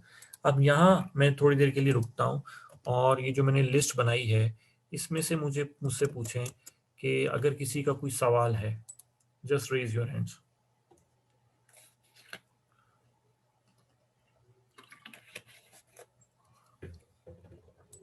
जी सलमान। सर ये डॉक्यूमेंटेशन भी आएगी इसमें प्रिवेंटिव कंट्रोल्स में या नहीं? डॉक्यूमेंटेशन ये सब चीजें तो जो मैंने एसओपीज कह दिया तो वो डॉक्यूमेंटेशन नहीं है ना। जी जी। मतलब एसओपी अच्छा स्टैंडर्ड ऑपरेटिंग समझ प्रोसीजर किस फॉर्म में होंगे? डॉक्यूमेंट्स में होंगे डेफिनेटली। डॉक्यूमेंटेशन तो ये सब चीजें डॉक्यूमेंट की फॉर्म में होंगी, डॉक्यूमेंट भी होंगी, प्रैक्टिकल भी हो रही होंगी। डॉक्यूमेंट एसओपीज का मतलब ही डॉक्यूमेंटेशन है बेसिकली। ओके ओके एसओपीज ठीक का है मतलब थैंक स्टैंडर्ड ऑपरेटिंग प्रोसीजर, मतलब it should be documented. Procedure होके प्रोसीजर लिखा जाएगा ना, तो हर चीज डॉक्यूमेंटेड है बिल्कुल। डॉक्यूमेंटेशन तो देखें, अगर आप अपनी कुछ अच्छा, दो तरह की डॉक्यूमेंटेशन होती है। डॉक्यूमेंटेशन से एक बात मेरी जहन में आप लोग याद रखिएगा, डॉक्यूमेंटेशन से मुराद ये नहीं होता कि डॉक्यूमेंटेशन से मुराद है कि आपके पास पेपर ही पेपर हो, राइट। पेपरलेस इन्वायरमेंट में भी आप डॉक्यूमेंटेशन मेंटेन कर सकते हैं। Please try to understand this my point. Documentation does not mean कि आपके पास पेपर की पेपर फाइलों की फाइलें हों, no. On a paperless environment you can maintain it, right. तो ये आप पर डिपेंड करता है कि अगर आपका कंप्यूटर के ऊपर कोई रिकॉर्ड है तो बिल्कुल सही, आप उसको प्रिंट भी तो कर सकते हैं ना। को जो चीज पेपर पे है वो कैसे आई है? वो डेफिनेटली किसी ना किसी शॉर्ट फॉर्म में थी और फिर उसको हार्ड फॉर्म में निकाला ना। तो बिल्कुल इसी तरीके से ये समझना चाहिए। हमारे जहनों में बाजुकात ये कंफ्यूजन क्रिएट होती है कि डॉक्यूमेंटेशन का मतलब ये है कि टेंजिबल पेपर्स, नो। डॉक्यूमेंटेशन का ये मतलब नहीं है। पेपरलेस एनवायरनमेंट के अंदर भी डॉक्यूमेंटेशन रिकॉर्ड रखा जा सकता है, और यही खूबसूरती है आईटी की कि आपने पेपरलेस एनवायरनमेंट होते हुए रिकॉर्ड मेंटेन करना है। तो ऑडिटर कहे आप प्रिंट करके दे दें, सिंपल। सर ये एंटीवायरस प्रिवेंटिव में नहीं आएगा? कैसे? सर तो हम कोई एंटीवायरस को दुनिया का बता इंस्टॉल दो। करके रखते हैं। कौन सवाल पूछ रहा है मुझसे? सलमान ही सर। अच्छा सॉरी सलमान, ये बताओ कौन सा एंटीवायरस है, एक एंटीवायरस बता दो जो वायरस के आने को रोक दे। वायरस सिस्टम में आ जाता है फिर वो बताता है वायरस आ गया भाई, हाँ ये भी है। है ना ठीक हो कि नहीं? जी जी बिल्कुल ऐसे ही ऐसा तो आने नहीं के है बाद कि ही वो बताता है सर बिल्कुल। आने के बाद ही बताता ना, तो क्या हो गया, डिटेक्शन हो गई ना। तो और बहुत सारे एंटीवायरस तो ये भी नहीं जी बताते कि सही। भाई आ गया, क्योंकि उन्हें नहीं पता चला होता। It's a detection. बिल्कुल इसीलिए मैंने कहा है ठीक कि हो गया। ये हमें डिफरेंस मेंटेन करना है कि क्या प्रिवेंटिव है और क्या डिटेक्टिव है। Antivirus is a detective control, ये पेपर में आ सकता है, राइट। वायरस एंटी ओके अच्छा, अब आप में से कोई कहेगा कि बैकअप बैकअप करेक्टिव कैसे? ऐसे है क्योंकि बैकअप के होने से लॉस होना रुक सकता है? नहीं। क्या बैकअप का वजूद डेटा लॉस के खतरे को टाल सकता है? नो। लेकिन अगर डेटा लॉस हो जाए तो डेटा की रिस्टोरेशन बैकअप से होगी, जी बिल्कुल ठीक है ना। तो ये इट्स अ प्रिवेंटिव, हाँ ठीक। पॉलिसी नहीं है, पॉलिसी है और उसकी इन्फोर्समेंट है, तो ये प्रिवेंटिव कंट्रोल है। Input validation, input validation is a preventive control. मतलब इनपुट वैलिडेशन का मतलब क्या है? इनपुट वैलिडेशन का मतलब ये है कि आप इनपुट ले रहे हैं लेकिन उसको सिस्टम में फीड करने से पहले टेस्ट कर रहे हैं वो कहीं गार्बेज तो नहीं है। ये है वैलिडेशन। तो आपने क्या रोक लिया? आपने गार्बेज जाने से रोक लिया, ये है प्रिवेंटिव। सही। ओके। ये प्रिवेंटिव है? क्या चीज? Input validation. आपने ये डिटेक्टिव में लिखा हुआ है सर, क्या चीज? Input validation. इनपुट वैलिडेशन जी आपने कहा ना प्रिवेंटिव है, ये प्रिवेंटिव है, मैंने कहा लिखा है। आपने डिटेक्टिव में लिखा हुआ है 1 2 3 4 5 6th। ओके हटा देता हूँ। ओके डिटेक्ट हो गया ना वैलिडेशन। हाँ वैलिडेशन का मतलब है सबमिट होने से पहले, सिस्टम में जाने से पहले रोक लो, सही। ठीक है। तो जो चीज जी सिस्टम में जाने से पहले, बहुत अच्छा पॉइंट, अच्छा हो गया। अब देखो यही गलती पकड़ी गई ना, ये डिटेक्टिव कंट्रोल था, मैंने एक चीज को रिवाइज किया, डिटेक्टिव हो गया। जी तो ये है सुपरवाइजरी रिव्यू, डिटेक्शन हो गई, गलती पकड़ी गई। वैलिडेशन एक्चुअली क्या है? Preventive control. क्यों? इनपुट को सिस्टम में जाने से पहले, गलत इनपुट को सिस्टम में जाने से पहले रोका जा रहा है ना, या जी इनपुट को सिस्टम में जाने के बाद चेक किया जा रहा है? नो, सिस्टम में जाने से पहले रोका, देखा जा रहा है। ये validation is a preventive control. अच्छा हो गया सवाल पूछ लिया तुमने यहाँ पे। और कोई चीज कुछ कुछ और समझ आ सर, रही है ऑडिट की? सर बहुत अच्छी समझ आ रही है। बड़ी मेहरबानी यार। अच्छा चलो, आप किसी और से पूछता हूँ जी। और किसने सवाल? जवाद बुखारी जी। जवाद, वालेकुम सलाम। सर ये जब प्रिवेंटिव कंट्रोल्स में आपने कहा है कि प्लानिंग हमारी या स्टैंडर्ड ऑपरेटिंग प्रोसीजर्स वगैरह आपने आपकी कहा आवाज है, बहुत धीमी आ रही है, मुझे आ ही नहीं रही। सर आपने ये प्रिवेंटिव कंट्रोल्स में कहा है कि एसओपीज जो हैं हमारी ऑर्गेनाइजेशन में डिफाइंड होने चाहिए। बिल्कुल तो बिल्कुल एक ऑर्गेनाइजेशन में हमें ये तीनों कंट्रोल्स चाहिए होते हैं, क्योंकि डिटेक्टिव भी चाहिए होगा, करेक्टिव भी चाहिए होगा, बिल्कुल ऑब्वियसली गलतियां होंगी। तो बिल्कुल। अगर करेक्टिव कंट्रोल हमें इम्प्लीमेंट करने हैं तो फिर हमें उन प्लानिंग को यानी कि फ्लेक्सिबल रखना पड़ेगा ना, कि ऑब्वियसली जब गलती हो सकती है तो हमें वो प्लानिंग बिल्कुल ही यानी कि रिजिड नहीं होने चाहिए वो प्लान्स हमारे। नहीं, हम उसको रिजिड नहीं कहते, हम उसमें तमाम, एक प्लान की खूबसूरती यह है कि वो तमाम पॉसिबिलिटीज को एड्रेस करे। लेकिन अगर वो तमाम प्लान्स को, मतलब एक अगर हो सकता है, अगर एरर अगर हो जाए तो क्या करना है, इसका भी उसमें जिक्र होना चाहिए। बिल्कुल। तो करेक्टिव कंट्रोल इसलिए लिए हैं, मैंने पहले ही बता दिया कि भाई जरूरी नहीं है कि प्रिवेंटिव कंट्रोल्स आपने तमाम ले लिए हों, या जो आपने ले लिए हैं वो ही फिर भी काफी हों, वो फिर भी ना काफी हो सकते हैं। तो करेक्टिव कंट्रोल्स को लेने पड़ेंगे। तो ये तीनों कंट्रोल्स, मैंने ये नहीं कहा कि, मैंने ये जरूर कहा कि प्रिवेंटिव रोक लेता है, लेकिन मैंने साथ ये भी कहा कि वो जरूरी नहीं कि रोक पाए। तो इसलिए तीनों का होना लाजमी है। अभी तो मैंने कम बताए, और भी हैं, लेकिन फिलहाल अभी मैं तीन ही पे ऊपर ही इत्तफा कर रहा हूँ। ठीक है सर। और कोई सवाल? No sir, thank you. Okay जी। उमर सर मेरा क्वेश्चन रिस्क बेस्ड ऑडिट से रिलेटेड है, पूछ सकता हूँ? जी पूछें। सर ये पूछना था, जो रिस्क बेस्ड ऑडिट है वो तो ऑडिटर अपनी प्री प्लानिंग में लिखता है कि वो ऑडिट के हाँ कौन कौन से रिस्क हो सकते हैं, नहीं, लिखता नहीं है, करता है। वो करता है। तो सर ये ऑडिटी की रिक्वायरमेंट होती है कि रिस्क बेस्ड ऑडिट करना है या सिंपल ऑडिट करना है, या ऑडिटर खुद अपनी तरफ से रिस्क आइडेंटिफाई मतलब कि रिटर्न डाउन करके लेकर जाता है? देखें, ऑडिटी तो यही चाहेगा कि जितना अच्छा ऑडिट हो जाए, है ना, आप जितनी एफर्ट लगाएं। अच्छा, अगर अब दो पॉसिबिलिटी है, सोचें कि आप ऑडिटर हैं, मैं ऑडिटी हूँ, या मैं ऑडिटर हूँ, मैं आपको दो बातें करूंगा, आप दोनों में से जो अच्छी लगे मुझे बताना। एक ये मैं कहूँ कि उमर, एक ऑडिट ये है, एक ऑडिट हम दो ऑडिट्स करते हैं, या एक ही ऑडिट को दो तरह से करते हैं। एक है जिसमें हम रिस्क लेंगे, और एक है जिसमें हम रिस्क असेसमेंट नहीं करते। और फिर मैं आपको सारा एक्सप्लेन करूँ जो मैंने पहले एक्सप्लेन किया। अब बीइंग एन ऑडिटी, आप क्या, मुझे, मैं आपसे राय पूछूं कि अच्छा मुझे बताओ कि मैं आपके लिए कौन सा वाला ऑडिट करूं, तो आप क्या करवाना चाहोगे? सर रिस्क बेस ही करवाएंगे, जाहिर बात है, ऑर्गेनाइजेशन के रिस्क तो खत्म होने चाहिए ना। बिल्कुल। अच्छा, एक और बात, यहाँ एक गलत फहमी है। रिस्क बेस्ड ऑडिट का मतलब ये, अच्छा, हम ऑडिटी को ये बताते नहीं है, हम ये दोनों चॉइस नहीं देते उसको। क्यों? मैं उसकी वजह बता दूं। उसकी वजह यह है कि अगर हम ऑडिटी को बताएंगे तो ऑडिटी ही कहेगा कि अच्छा ये तो दो तरह का ऑडिट कर रहे हैं, वो फिर इसी कश्मकश में पड़ जाएगा, पता नहीं इन्होंने ऑडिट कौन सा किया, पैसे मुझसे किसके लिए। तो हम ये बताते ही नहीं। हम क्या, ये फॉर ऑडिटर्स है ऑडिट। रिस्क बेस्ड ऑडिट करना है या नॉन रिस्क बेस्ड ऑडिट करना है, ये फॉर ऑडिटर्स है। अच्छा, अगर मैं ये बात बता भी दूं तो ऑडिटर का काम रिस्क असेसमेंट करना नहीं है, ऑडिट करना है। तो ऑडिटी के यहाँ गलत फहमी पैदा हो सकती है कि हाँ ऑडिटर रिस्क असेसमेंट करने आए, तो हम रिस्क असेसमेंट नहीं करने। रिस्क असेसमेंट करना ऑडिटी का काम था। हमारा क्या काम था, वो उस रिस्क असेसमेंट की बेसिस पे उन्होंने जो कंट्रोल्स लेने थे, हमने उन कंट्रोल्स की असेसमेंट करनी थी। मेरी बात समझ आ रही है? जी सर।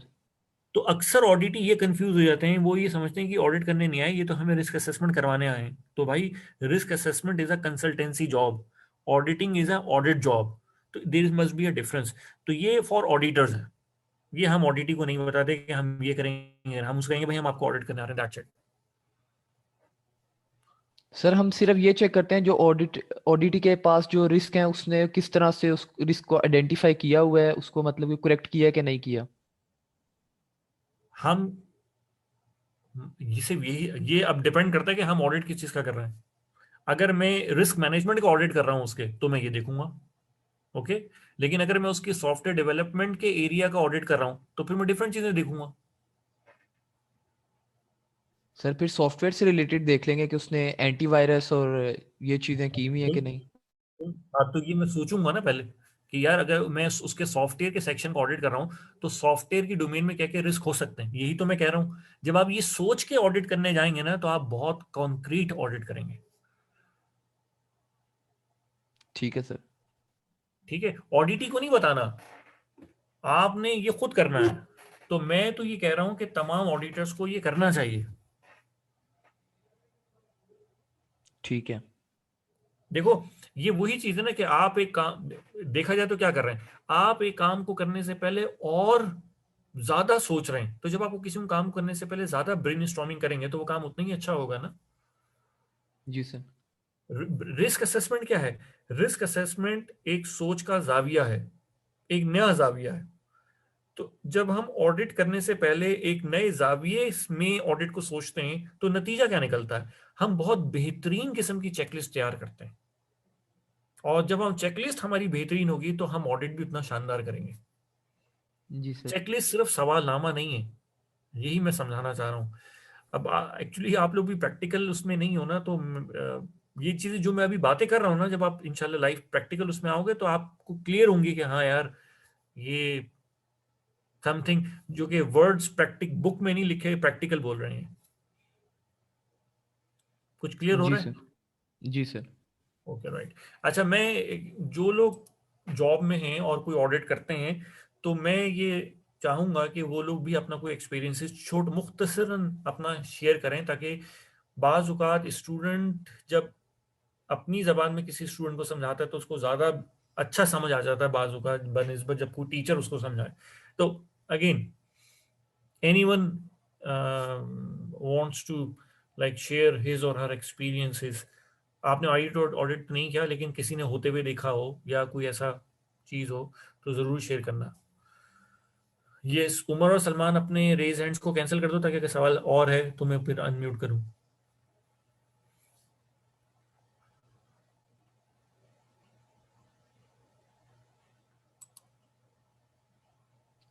सर एक चीज और पूछनी थी, ROE डिफाइन करिएगा। Rules of engagement. जी सर।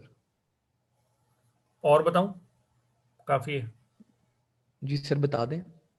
मेरे जब आप ऑडिटी हैं और मैं ऑडिटर हूं, तो हमारे दरमियान जब हम ये ऑडिट करने आएंगे, तो ये basically it's it's an official task. तो इस ऑफिशियल टास्क के कुछ रूल्स एंड रेगुलेशंस होंगे।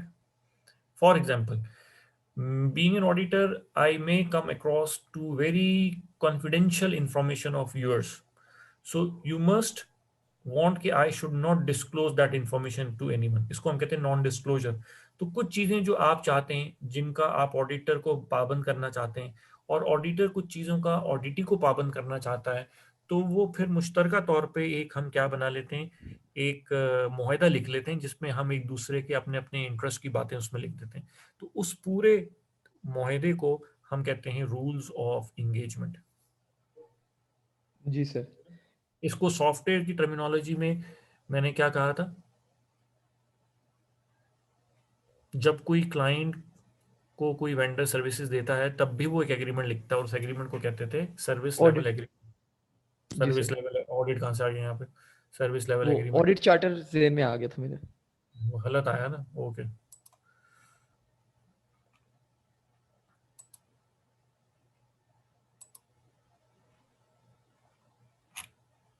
काशिफ,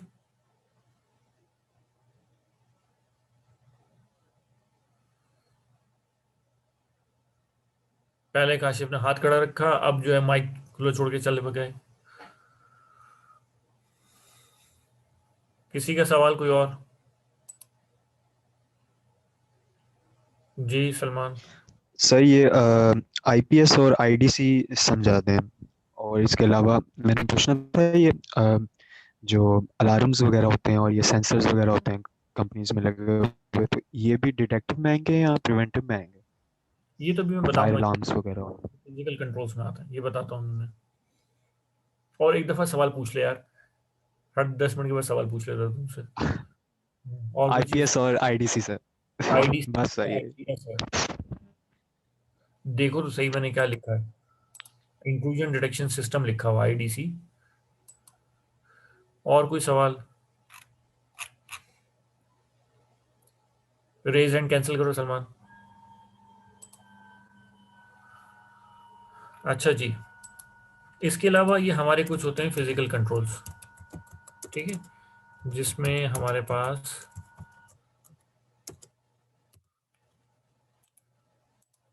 फिजिकल कंट्रोल से मुराद क्या है, ये इसका पूरा चैप्टर है, वो मैं जाके बताऊंगा। उसमें कुछ प्रिवेंटिव भी हैं, लेकिन अभी फिल फॉर मैं कुछ जिस अभी इन्होंने बात की तो उसके जवाब में मैं ये चीज़ें बताता हूँ कि हमारे पास स्मोक डिटेक्टर्स होते हैं ऑफिस के अंदर, और वाटर डिटेक्टर्स होते हैं, ये इसको फ्लड डिटेक्टर्स भी कहते हैं।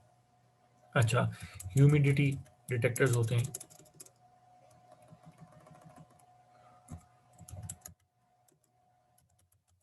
तो ये सब डिटेक्टर्स उसमें आते हैं बेसिकली, ठीक है। इसी तरह हमारे पास ये फिजिकल कंट्रोल्स के अंदर आते हैं।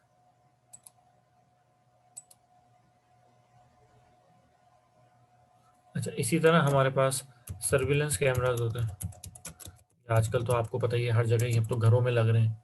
तो इनका मकसद, सर्विलेंस कैमरे का मकसद ये नहीं है कि सर्विलेंस कैमरा आपने लगा हुआ है तो कोई शख्स ये देखकर किसी हद तक डर भी जाता है जो डरपोक चोर होगा, लेकिन जो जिसने करना है वो तो फिर आएगा, तो लेकिन ये उसकी डिटेक्शन के लिए इस्तेमाल होगा बेसिकली। सेफ सिटी प्रोजेक्ट है, तो सेफ सिटी का मतलब, अगर सेफ सिटी में हर जगह सर्विलेंस कैमरास लगा दिए गए हैं तो इसका ये मतलब नहीं है कि क्राइम खत्म हो गया, क्राइम रिड्यूस हो जाता है, लेकिन जो क्राइम हो रहा है उसकी डिटेक्शन में इससे हेल्प मिलती है। तो बहरहाल ये मैंने काफ़ी हद तक आप लोगों को बता दिए, प्रिवेंटिव, डिटेक्टिव, करेक्टिव, या आप इसकी अपनी मास्टर लिस्ट अपने पास बना लें, ये मैं वक्त के साथ साथ हम इसको एक्सपेंड करते जाएंगे।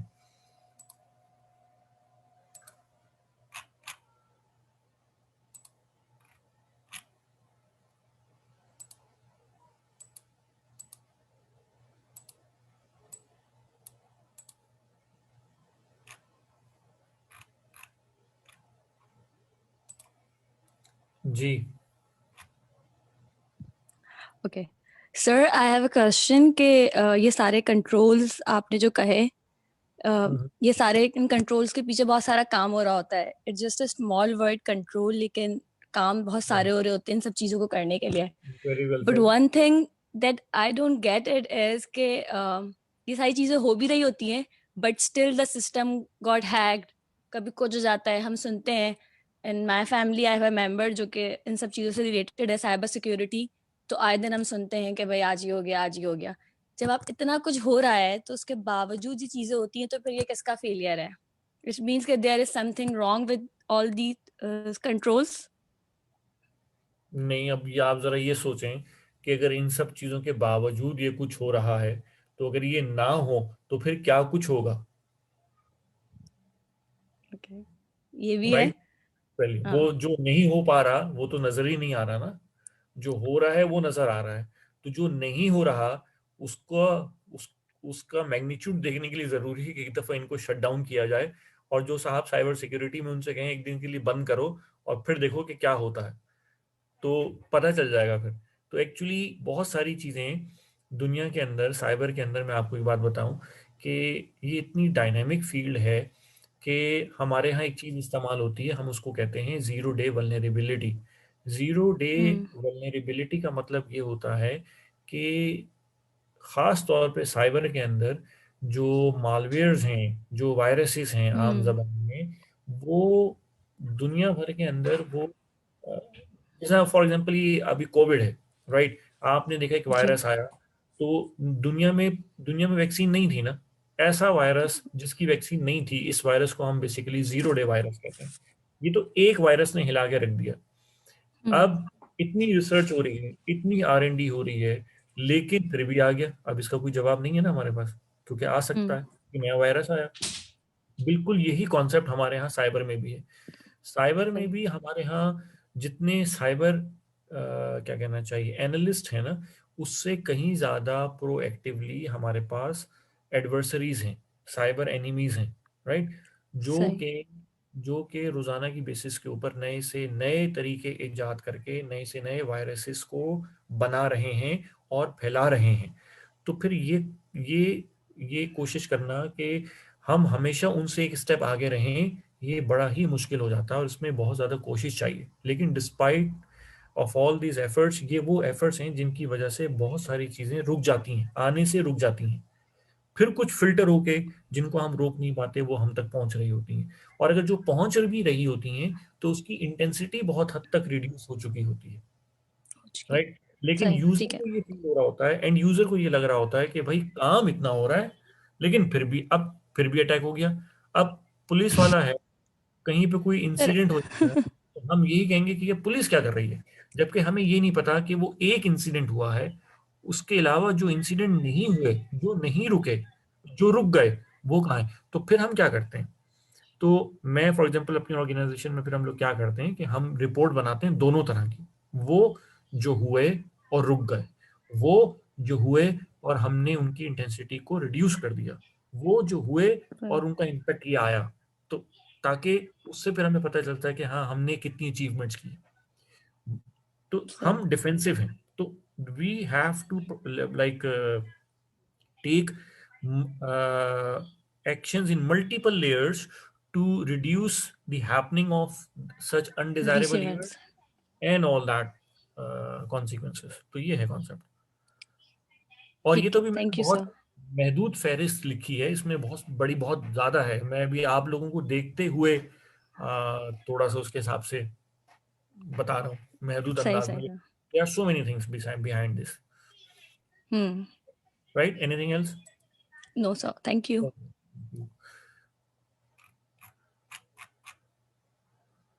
ओके जी, तो ये हमारे हो गए कंट्रोल्स, राइट। इसमें से ये बात मैं बता दूं, ये पेपर में कंफ्यूजन के लिए आ जाता है कि रिकवरी और बैकअप जो है, ये दो याद रखिएगा। ये जितने भी मैंने करेक्टिव कंट्रोल्स में लिखे हैं ना, you must remember all these things, क्योंकि ये कंफ्यूजन क्रिएट करेंगे पेपर में। वो आपसे कहेंगे कि बैकअप जो है वो बेसिकली प्रिवेंटिव कंट्रोल है। It's not a preventive control. जब भी कोई कंट्रोल है ना, आपने ये सोचना है क्या, ये आपने अपने आप से सवाल करना है कि क्या बैकअप या रिकवरी का होना, बैकअप का हो, रिकवरी तो होती कब है, जब फेलियर हो जाए। तो जब फेलियर का होना हम नहीं रोक सके तो ये प्रिवेंटिव नहीं हो सकता। फिर फेलियर के होने को हम डिटेक्ट नहीं कर सके, ये डिटेक्टिव नहीं हो सकता। फेलियर के होने के बाद हम गलती के होने के बाद हम उसको करेक्ट कर रहे हैं, तो ये करेक्टिव कंट्रोल है बेसिकली। तो इसी तरह DRP, disaster recovery planning, business कॉन्ड, ये पूरा चैप्टर है, मैं आगे चल के आपको पढ़ाऊंगा। BCP इसका पूरा एक स्टैंडर्ड है ऑर्गेनाइजेशन के अंदर। हमारे यहाँ तो अब इतना भी कॉन्सेप्ट नहीं है, लेकिन बाहर बहुत ज़्यादा कॉन्सेप्ट है BCP का। और मैं आपको बताऊं कि बाहर तो बाकायदा साइबर इंश्योरेंस हो रही है, मुख्तलिफ ऑर्गेनाइज, अब तो नई इंश्योरेंस फर्म्स खुल रही हैं बाहर, साइबर इंश्योरेंस कंपनीज खुल रही हैं। पहले तो सिर्फ लाइफ इंश्योरेंस होती थी, मेडिकल इंश्योरेंस होती थी, कार इंश्योरेंस होती थी, अब बाकायदा साइबर इंश्योरेंस होने शुरू हो गई है।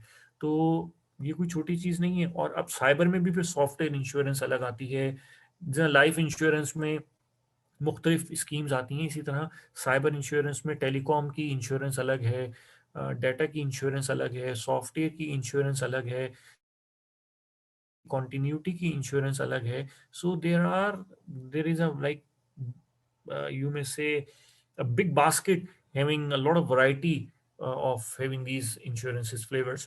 तो ये चीजें हैं। जरा बहरहाल हम आगे चलते हैं। अब एक नेक्स्ट टॉपिक में शुरू कराता हूँ, क्योंकि ये ऑडिट रिस्क कभी खत्म नहीं होगा। इंटरनल कंट्रोल्स मैंने पढ़ लिए। अच्छा, इन इंटरनल कंट्रोल्स का ऑब्जेक्टिव क्या है, अगर मैं कहूँ, अगर मैं इसकी लिखूँ इंटरनल कंट्रोल्स का ऑब्जेक्टिव्स क्या है, सबसे पहले नंबर 1। ओके, मैं वन बाय वन करके आपसे पूछता हूँ ताकि थोड़ा सा मुझे भी पता चले कि हाँ। तो बी अटेंटिव, मैं जिसको अनम्यूट करूंगा वो मुझे जवाब देगा, राइट। तो ओके, काशिफ,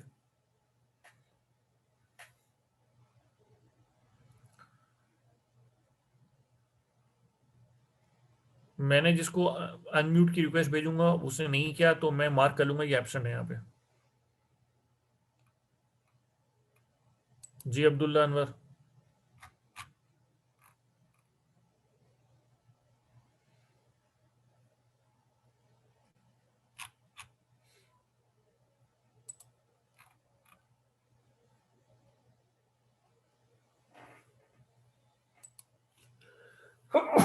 अल्हम्दुलिल्लाह। ओके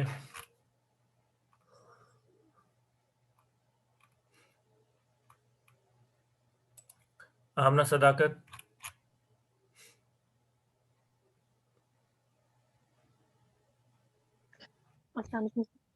वालेकुम सलाम। जी आमना, जरा मुझे ये बताएं कि जितने कंट्रोल्स मैंने बताए, इंक्रिप्शन का क्या बेनिफिट है आपको? इंक्रिप्शन एक कंट्रोल है, इस कंट्रोल का फायदा क्या है? आप क्या अचीव कर रही हैं? प्रिवेंशन होगी। किस बात की? एरर की। इंक्रिप्शन से एरर की प्रिवेंशन होगा?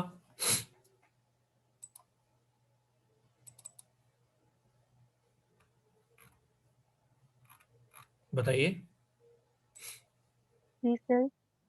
मैंने आपसे सवाल, मेरा सवाल ये है कि हमारे पास एक कंट्रोल है, ठीक है?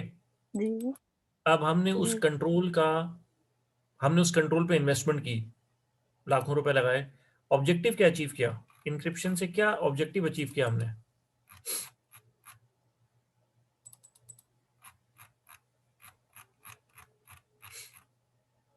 सिक्योरिटी होगी ना।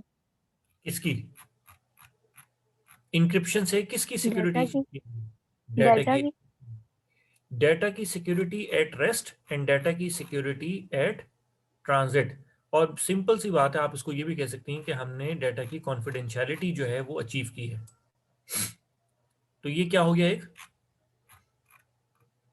कंट्रोल। नहीं, ये कंट्रोल का ऑब्जेक्टिव हो गया। कंट्रोल क्या है?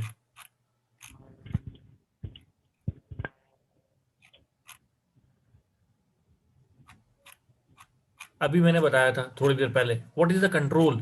कंट्रोल जिसके क्या कंट्रोल चीज? मेजर्स होते हैं। ओहो, कंट्रोल। मैंने measures through which we control. नहीं नहीं नहीं नहीं, मैंने भी थोड़ी देर पहले बताया कि मैं एक कंट्रोल की मिसाल ली आपसे, आपको, और आपसे कहा कि इसका बताएं कि इससे क्या बेनिफिट हुआ। वो कंट्रोल क्या था? इंक्रिप्शन। इंक्रिप्शन का भी मैंने बोला ना आपको। तो इंक्रिप्शन क्या है? कंट्रोल। लेकिन इससे हम ऑब्जेक्टिव क्या अचीव कर रहे हैं?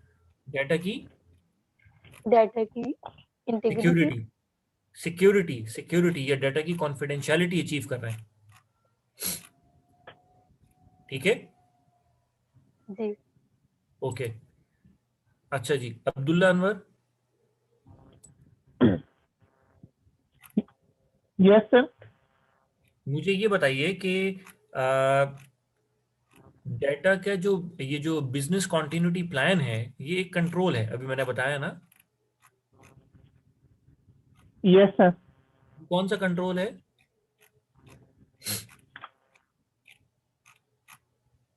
प्लीज जरा जल्दी जल्दी जवाब दिया करो यार मुझे, ताकि मुझे टाइम ना मेरा वो हो। ये मैंने कौन सा कंट्रोल बताया था अभी? सर ये काइंडली क्वेश्चन रिपीट कर दें।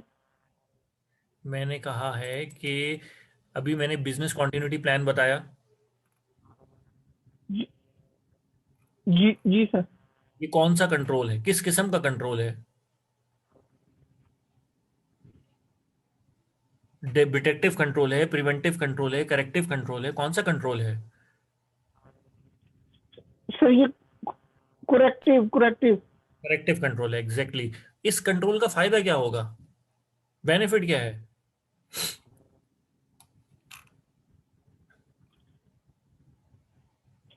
ओके, मैं सर बताता जब हूँ। इस कंट्रोल का फायदा ये होगा कि अगर डिजास्टर अगर हो जाता है तो आपकी बिजनेस की जो सर्विसेज हैं वो कंटिन्यू रहेंगी।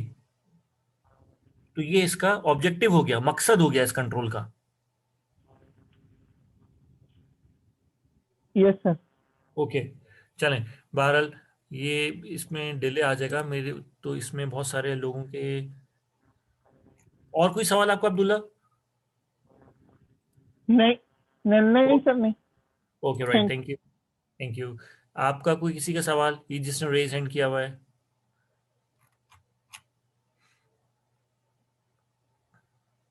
ओके राइट, चलें मैं आपको खुद बताता हूँ। मैंने अभी क्या कहना चाहिए, अभी मैंने आपको प्रिवेंटिव कंट्रोल्स बता दिए। अच्छा, इसके अलावा अभी जो हमारे पास अगर मैं एक सवाल पूछूं, कोई भी मुझे जवाब दे दे, अगर मैं किसी से सवाल पूछूं कि इंसिडेंट रिस्पॉन्स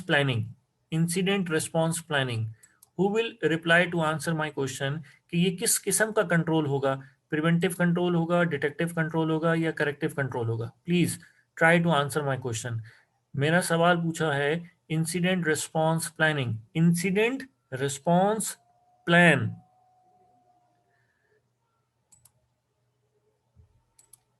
जी जवाद। सर ये डिटेक्टिव कंट्रोल।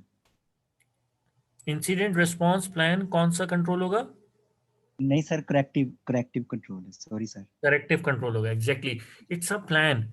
इंसिडेंट रिस्पॉन्स कैसे करना है, ये करेक्टिव कंट्रोल होगा, बिल्कुल ठीक है। ओके जी, मेरा अगला सवाल, सॉफ्टवेयर क्वालिटी इंश्योरेंस, ये प्रिवेंटिव कंट्रोल होगा या डिटेक्टिव कंट्रोल होगा या करेक्टिव कंट्रोल होगा? सर इंश्योरेंस है तो नहीं, क्वालिटी एश्योरेंस, इंश्योरेंस नहीं, क्वालिटी एश्योरेंस। क्वालिटी एश्योरेंस, हाँ जी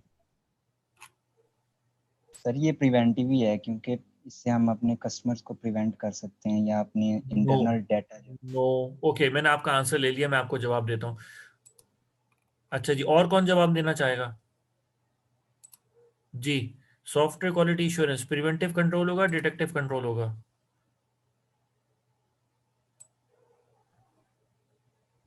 सर ये डिटेक्टिव है।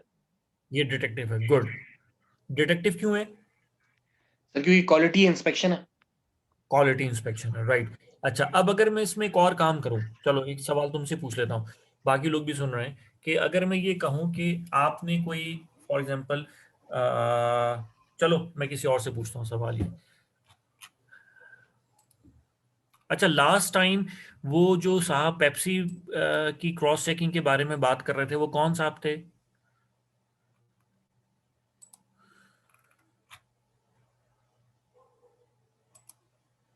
जी जी सर, आप कुछ कह रहे थे पेप्सी के बारे में, क्या कह रहे थे?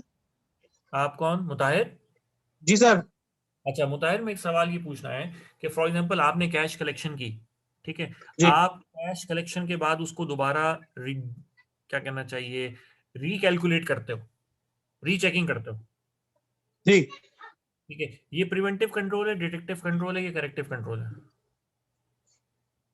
सर एक डिटेक्टिव कंट्रोल। गुड, ये डिटेक्टिव कंट्रोल है, क्योंकि ऐसा तो हो नहीं सकता कि अगर दोबारा गिनोगे तो पैसे कम हो जाएंगे, बढ़ जाए, है ना, ये गलती पकड़ी जा सकती है, तो ये नहीं, हाँ ऐसा हो, लेकिन कभी कभार ऐसा हो जाता है, ये भी एक रेयर केस है कि पैसे कम ज्यादा हो जाए, लेकिन वो बेसिकली उसकी एजेंसी की जिम्मेदारी है कि they have to submit full cash. हाँ मतलब अगर देखो, ये तो नहीं ना गिनने से अगर पैसे ज्यादा कम हो जाए तो फिर हर बंदा गिनते रहे, हाँ, गिनने से तो नहीं होता। अगर ऐसा है तो मुझे बता दो भाई, फिर हम सभी ये काम करते हैं, वो भी गिनते हैं, शायद बढ़ जाए। तो गिनने से गलती आइडेंटिफाई होती है, करेक्शन नहीं होती, राइट जी। ओके राइट जी। अच्छा जी, अगला सवाल मेरा अगला सवाल ये है, बस मैं 2-3 सवाल लेता हूँ ताकि सैम्पलिंग हो जाए, मुझे समझ भी आए कि हाँ जो मैं बता रहा हूँ तो वो समझ आ भी रही नहीं आ रही। ओके जी, अब अगर मैं ये कहूँ कि जो आपका लाइब्रेरी एक्सेस कंट्रोल सॉफ्टवेयर है, लाइब्रेरी एक्सेस कंट्रोल सॉफ्टवेयर, ये प्रिवेंटिव कंट्रोल होगा, डिटेक्टिव कंट्रोल होगा, ये करेक्टिव कंट्रोल होगा? प्रिवेंटिव है। ये प्रिवेंटिव कंट्रोल है, क्योंकि ये एक्सेस कंट्रोल है, जो भी चीज एक्सेस के हवाले से होगी इसका मतलब है कि वो प्रिवेंटिव है, क्योंकि वो लिमिटेड या रिस्ट्रिक्टेड एक्सेस दे रही है। तो ये भी आप यहाँ पे लिख लें, मैं यहाँ पे ये चीज लिख देता हूँ। अभी मैंने कौन सा कंट्रोल आपको नया बताया था? लाइब्रेरी एक्सेस की बात हो रही है मैंने। उससे पहले मैंने डुप्लीकेट चेकिंग का बताया, तो मैं वो यहाँ पे लिख देता हूँ, डिटेक्टिव डुप्लीकेट चेकिंग। अच्छा, दूसरा मैंने प्रिवेंटिव कंट्रोल में एक आपको बताया, क्या बोला था अभी मैंने, library access control software, library access control software. अच्छा, एक थोड़ा सा मैं आपको ये बता दूं कि हमारे यहाँ एक चीज होती है, उसको हम कहते हैं हैश टोटल। पता नहीं आप लोगों में से कभी किसी ने इस बात का नाम सुना है? सुना? जिस तरह हमारे यहाँ grand total of the total होता है, इस तरह टेक्नोलॉजी के यहाँ हमारे यहाँ उसको हैश टोटल कहते हैं। तो हैश टोटल बेसिकली डिटेक्शन के लिए इस्तेमाल किया जाता है, और डिटेक्शन का मतलब है कि कोई गलती तो नहीं हुई। तो अगर किसी गलती को या कोई चेंज तो नहीं हो गई, तो किसी के चेंज अगर कहीं अनऑथराइज चेंज हुई है, तो ये कॉन्फिडेंशियलिटी पे अटैक है, इंटेग्रिटी पे अटैक है, या अवेलेबिलिटी पे अटैक है? कौन इसका जवाब देगा? इंटेग्रिटी पे अटैक होगा वैसे हमारी बुक्स में। इंटेग्रिटी पे अटैक होगा, बिल्कुल सही है। जब भी आप किसी चीज की को मॉडिफाई कर देंगे तो वो इंटेग्रिटी पे अटैक होगा। अब इंटेग्रिटी पे अटैक हुआ है या नहीं हुआ है, इसको डिटेक्ट करने के लिए जो कंट्रोल है उसको कहते हैं हैश टोटल। ओके, राइट जी। अच्छा जी, अब आई होप सो कि ये आपको कंट्रोल्स के बारे में काफ़ी चीज़ें पता चल गई। अच्छा, इसी तरह ये जो ब्लैक बॉक्स टेस्टिंग है या वाइट बॉक्स टेस्टिंग है जो मैंने बताई थी, ये चूंकि टेस्टिंग से रिलेटेड है, तो ये सब की सब चीज़ें जो हैं ये बेसिकली आपके डिटेक्टिव कंट्रोल के अंदर आती हैं। तो मैं यहाँ पे लिख देता हूँ, सॉफ्टवेयर टेस्टिंग जो है वो बेसिकली आपके डिटेक्टिव कंट्रोल के अंदर आती हैं। लेकिन हम सॉफ्टवेयर को डिज़ाइन करते हैं पहले, डिज़ाइन, सॉफ्टवेयर डिज़ाइन जो है, ताकि कोई बाद में सॉफ्टवेयर में एरर्स ना आए। तो ये कौन सा कंट्रोल होता है? ये प्रिवेंटिव कंट्रोल्स में आता है। अच्छा, टेलीकम्युनिकेशन के अंदर चूंकि थोड़ा सा टेक्नोलॉजी के हवाले से भी देता जाऊँ, जिस तरह ये लोग जो लोग हमें इंटरनेट प्रोवाइड करते हैं या जो हमें कंपनीज हमें इंटरनेट प्रोवाइड करती हैं, इनको ISPs कहते हैं, या जो PTCL है जिस तरह हमें लैंडलाइन की सर्विसेज देती हैं, तो हमारे यहाँ एक कंट्रोल होता है, उसको कहते हैं एको कंट्रोल।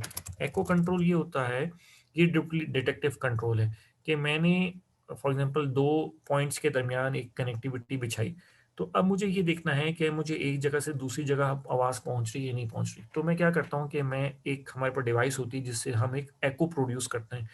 तो जब वो एको प्रोड्यूस होती है तो हमें अंदाजा होता है कि वो एको, जब एको आती है तो उसकी आवाज से हमें पता चलता है कि वो एको कितनी दूर से हुई है। एको का मतलब ये कि हर्डल कहाँ थी, क्योंकि आवाज जब किसी जगह से टकरा कर वापस आएगी तो ये एको है। तो अब उसके टकराने के बाद जो आवाज आती है उससे हमें ये पता चलता है कि ये कहाँ से टकरा कर आई है। इसने, इसका मतलब है कितनी देर में आई, तो हमें पता चल जाता है कि इसने कितना डिस्टेंस कवर किया है।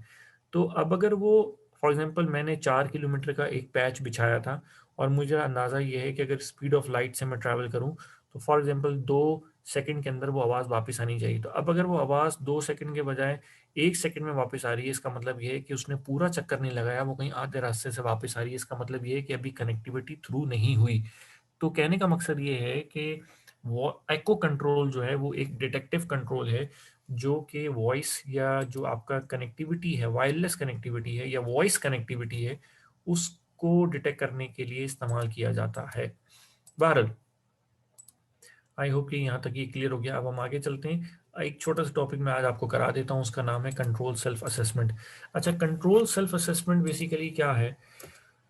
ये जो मैंने यहाँ पे ऑब्जेक्टिव भी मैंने साथ साथ करा दी हैं, ऑब्जेक्टिव में साथ साथ कराता भी जाऊंगा। ऑब्जेक्टिव का मतलब जैसे मैंने आपको बताया कि ऑब्जेक्टिव क्या है? कॉन्फिडेंशियलिटी को इंश्योर करना, इंटेग्रिटी को अचीव करना, अवेलेबिलिटी को इंश्योर करना, अपने एसेट्स की सेफ गार्डनिंग करना, किसी तरह इनपुट में कोई गलती ना हो, ओपन एक्सेस ना देना, रिस्ट्रिक्टेड एक्सेस देना, अनऑथोराइज चेंज ना होने देना, ये सब चीज़ें हमारे ऑब्जेक्टिव्स हैं। साइबर अटैक ना हो, हर चीज़ स्मूथली चलती रहे, ये ऑब्जेक्टिव्स हैं। ये ऑब्जेक्टिव हम किन से अचीव कर रहे हैं? जो कंट्रोल्स हमने लिए हैं, इन कंट्रोल्स पे आप यकीन माने, कंट्रोल्स पे बहुत टाइम लगता है, बहुत ह्यूमन एफर्ट लगती है, बहुत पैसा लगता है, बहुत मैन आवर्स लगते हैं। लेकिन ये हम सारी इन्वेस्टमेंट, चाहे वो कैपिटल की शक्ल में है, चाहे वो टाइम की शक्ल में है, चाहे वो टेक्नोलॉजी की शक्ल में है, चाहे वो टाइम की शक्ल में है, इसका मकसद एक ही है कि हमने अपने कुछ मकासद हासिल करने हैं। वो क्या है कि अगर ऑर्गेनाइजेशन का इंफ्रास्ट्रक्चर सिक्योर होगा तो हमारे रिसोर्सेस महफूज होंगे, तो हम काम सही करेंगे, काम सही करेंगे तो हमारे ऑब्जेक्टिव सर्विसेज सही डिलीवर होंगी और हमारा बिजनेस चलेगा। तो यही सारा मकसद है। बहरहाल, कंट्रोल सेल्फ असेसमेंट क्या है? कंट्रोल सेल्फ असेसमेंट बेसिकली इस बात को कहते हैं। अच्छा, मैं आपको एक चीज़ बताऊं कि ऑडिट का एक मकसद, ऑडिट कुछ ऑर्गेनाइजेशंस में ये कल्चर होता है कि जब उन्हें पता चलता है कि अब ऑडिट आ रहा है तो वो क्या करते हैं कि वो काम को ठीक तरीके से करना शुरू कर देते हैं। तो कंट्रोल सेल्फ असेसमेंट जो है वो बेसिकली ये इस चीज़ का नाम है, ये कैंपेन है, ये बेसिकली तब्दीली है रवैयों में। It's a campaign to bring cultural change. ये क्या चीज़ है? ये चीज़ है, ये प्रोग्राम है जिसमें ये कहा जाता है, ये एक अवेयरनेस प्रोग्राम है बेसिकली, आप यूँ सपोज कर लें। इसमें ये इसका मकसद ये है कि तमाम लोगों को इस बारे में एजुकेट किया जाए, या तमाम लोगों के अंदर जो ऑडिटी है उसकी बात कर रहा हूँ। ऑडिटी में एक sense of responsibility, sense of ownership और सेंस ऑफ अकाउंटेबिलिटी, ये जो है ये इनकलकेट की जाए। जब आपके अंदर रिस्पॉन्सिबिलिटी आएगी, आपके अंदर किसी चीज़ को करने की ओनरशिप आएगी, और आपके यहाँ अकाउंटेबिलिटी होगी कि आप सेल्फ अकाउंटेबिलिटी, तो ये 3 चीज़ें जब आएंगी तो आप क्या करेंगे, आप खुद से ही अपने आप जिन एसेट्स के आप बिलीव करें कि अगर ये 3 चीज़ें मैं हर शख्स में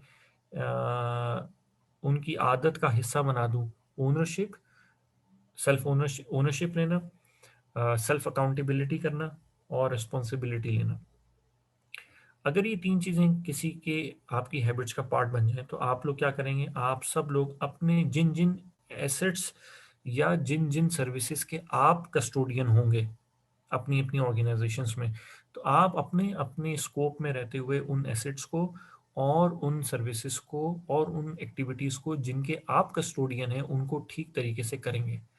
खुद से ही आप रिस्क असेसमेंट करेंगे, खुद से ही आप वल्नरेबिलिटीज़ को दूर भी करेंगे। इससे अल्टीमेटली क्या होगा कि अगर हर शख्स इस बात की जिम्मेदारी ले ले कि वो साइबर सिक्योरिटी को as a routine practice perform करे और वो उसको अपने अपने तमाम तर वो प्रैक्टिसेस परफॉर्म करें जो कि डॉक्यूमेंटेड हैं, और उससे हट के कोई काम ना करे, तो एवेंचुअली क्या होगा कि जब ऑडिट होगा तो ऑडिट में तो हमें कोई नॉन कंप्लाइंस नज़र ही नहीं आएगी। It is just like a welfare state कि हर शख्स अपनी अपनी काम कर रहा है, हर शख्स को अपने एसेट से प्यार है, ओनरशिप, वो उसको ओन करता है, वो उसको प्रोटेक्ट करता है, किसी किस्म की डाटा की लीकेज को वो नहीं करता। तो जब आप रिस्पॉन्सिबिलिटी के साथ, ओनरशिप के साथ, फीलिंग ऑफ सेल्फ अकाउंटेबिलिटी के साथ काम करेंगे तो आप खुद ही कंप्लाइंस का ख्याल रखेंगे। और जब हर बंदा कंप्लाइंस को इंश्योर करने का ख्याल रखे और कंप्लाइंस को बेहतर करने का काम करेगा तो क्या होगा, कभी वो गलती नहीं करेगा। जब कोई गलती नहीं करेगा तो कोई रिस्क ही नहीं होगा, तो जब रिस्क ही नहीं होगा तो हम पे कोई अटैक ही नहीं होगा, और जब अटैक ही नहीं होगा तो या कोई हम पे कोई प्रॉब्लम ही नहीं हो, जब हम कोई गलत काम ही नहीं करेंगे तो जब ऑडिट होगा तो कोई एनसी नहीं लगेगी, तो जब एनसी नहीं लगेगी तो क्या होगा, सब कुछ ठीक है, राइट। तो यही मकसद है कंट्रोल सेल्फ असेसमेंट का। कंट्रोल सेल्फ असेसमेंट अगर हमारे यहाँ आ जाए तो फिर ना हमें इंटरनल ऑडिट की ज़रूरत है और ना हमें एक्सटर्नल ऑडिट की ज़रूरत है। तो ये है बेसिकली कंट्रोल सेल्फ असेसमेंट। अच्छा, इसके अलावा क्या होगा, इसका ये फ़ायदा भी होगा कि जब हम गलती ही नहीं करेंगे तो हम पर बर्डन नहीं आएगा, हमें रीवर्क नहीं करना पड़ेगा, हमें एक तरह की जॉब सेटिस्फेक्शन होगी, हम अपने ऑर्गेनाइजेशन को अपना हिस्सा समझेंगे, जॉब सेटिस्फेक्शन होगी, इनर सेटिस्फेक्शन होगी, उसके मॉनिटरी हमें बेनिफिट्स भी डेफिनेटली तमाम लोगों को मिलेंगे जब ऑर्गेनाइजेशन प्रॉस्पर करेगी। तो इस चीज़ का ये इसके बेनिफिट्स हैं या एडवांटेजेस हैं। लेकिन कुछ जगहों पे इसका नेगेटिव क्या कहना चाहिए, परसेप्शन डेवलप हो जाता है कि वो ये समझते हैं कि कंट्रोल सेल्फ असेसमेंट का मतलब ये है कि अब ऑडिट नहीं होगा। ऐसा नहीं है कि ऑडिट नहीं होगा, ऑडिट होगा, लेकिन ऑडिट को का मतलब ये है कि जब ऑडिट होगा तो कोई एनसी ही नहीं नजर आएगी। तो ये मकसद है। तो कहने का मकसद ये है कि कंट्रोल सेल्फ असेसमेंट का सिर्फ काम क्या है कि ऑर्गेनाइजेशन के अंदर एक ऐसा कल्चर डेवलप करना है जिससे तमाम लोगों के अंदर ये फीलिंग डेवलप हो जाए कि वो खुद रिस्पॉन्सिबिलिटी के साथ काम करें, किसी किस्म का कोई सिक्योरिटी मिसहैप ना होने दें। तो ये बेसिकली क्या है, कंट्रोल सेल्फ असेसमेंट है। लेकिन मैंने इसका बताया कि इसके कुछ इसके एडवांटेजेस क्या मैंने बता दिए कि जॉब सेटिस्फेक्शन है, इसकी वजह से हमारा काम ठीक होता है, हमें रीवर्क नहीं करना पड़ता है। तो ये सब चीज़ें हमारे कंट्रोल सेल्फ असेसमेंट की चीज़ें हैं। लेकिन इसका डिसएडवांटेज भी ये है कि लोग ये समझते हैं कि ऑडिटर का काम भी हमें ही दिया जा रहा है, तो ऐसा, और जब ऑडिटर का काम भी हमें दिया जा रहा है तो इसका मतलब है कि हमें कोई एक्स्ट्रा बेनिफिट्स भी मिलेंगे, फाइनेंशियल बेनिफिट्स। तो ऐसा नहीं है कि इसकी वजह से इसका मतलब ये है कि आपके ऊपर कोई बर्डन आ रहा है। या ऑडिट का काम खत्म करके ऑडिटर की रिस्पॉन्सिबिलिटी आप पे डाली जा रही है, ऑडिट अपनी जगह पे होगा। तो ये बेसिकली कंट्रोल सेल्फ असेसमेंट होती है, राइट। तो इसमें आपकी किताब में 2 किस्म की कंट्रोल सेल्फ असेसमेंट दी भी है, एक मैनेजमेंट रिस्क असेसमेंट है और दूसरा जो है वो बेसिकली आपका प्रोसेस रिस्क असेसमेंट है। तो इन दोनों को आप पढ़ लीजिएगा। बिजनेस रिस्क असेसमेंट के अंदर ये है कि आप बिजनेस के रिस्क को देखें, और प्रोसेस रिस्क असेसमेंट ये है कि जिस पर्टिकुलर यूनिट के अंदर आप अपना काम कर रहे हैं, आप उस यूनिट के अंदर रिस्क असेसमेंट करें। तो एक ये है कि आप रिस्क असेसमेंट करें सिर्फ ये देखते हुए कि इसका इम्पैक्ट आपके डिपार्टमेंट पे क्या आएगा, और एक ये है कि जब आप रिस्क असेसमेंट करें तो ये देखें कि इसका असर ऑर्गेनाइजेशन पे क्या आएगा टू द हायर लेवल। तो फिर इस चीज़ को फिर हम बिजनेस मैनेजमेंट रिस्क असेसमेंट कहते हैं। तो बहरहाल ये 2 बातें आप इसको देखिएगा। तो ये एक छोटा सा टॉपिक था, तो ये मैंने यहाँ पे करा दिया। अगर कोई मसला हो तो मुझसे पूछ लेना कि ये बेसिकली क्या। अच्छा, इसके अलावा कंट्रोल सेल्फ असेसमेंट के अंदर ऑडिटर का एक रोल होता है। ऑडिटर का रोल ये होता है कि ऑडिटर जो है वो आपको ये सब बातें जो मैं आपको बता रहा हूँ आपको फैसिलिटेट करता है कि भाई सीएसए का काम क्या है, सीएसए करता कौन है। सीएसए बेसिकली कराता, दूसरे लफ्जों में सीएसए का प्रोग्राम कौन एग्जीक्यूट कराता है, ऑडिटर ही एग्जीक्यूट कराता है। ये ऑडिटर उसमें एक फैसिलिटेटर होता है, या एक मेंटोर होता है, या एक आप कह लें कि आपका एक आपको रहनुमाई देने वाला एक शख्स है, मेंटोरशिप करता है, आपको बताता है कि वो क्या होगा। इससे होगा क्या इवेंचुअली कि ऑडिट के प्रोसेस, ऑडिट का कल्चर हमारे यहाँ खत्म। हमारे यहाँ ऑफिस में क्या होता है, जब ऑडिट आने लगता है हमें पता चलता है तो हम काम को ठीक करना शुरू कर देते हैं। इससे इस चीज को हमें रोकना है कि हम सिर्फ ऑडिट के डर की वजह से काम को ठीक ना करें, बल्कि हम ऑडिट के डर की वजह से काम ठीक ना करें, बल्कि हम अपनी जिम्मेदारी समझ के काम को ठीक करें। ये बेसिक मकसद है। तो ये सब बातें जो मैं आपको बता रहा हूँ, ये कौन बताएगा आपको, ऑडिटर बताएगा।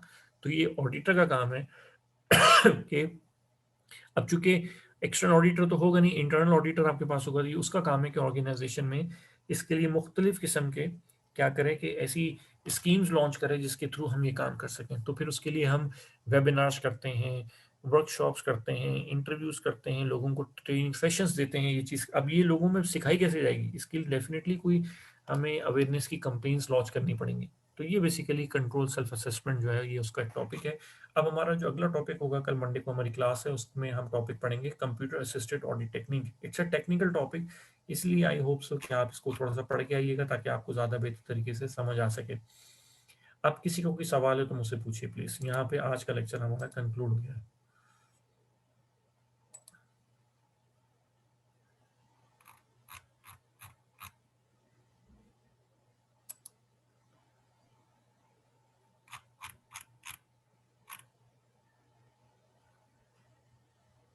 Any other question, please? Shafiq?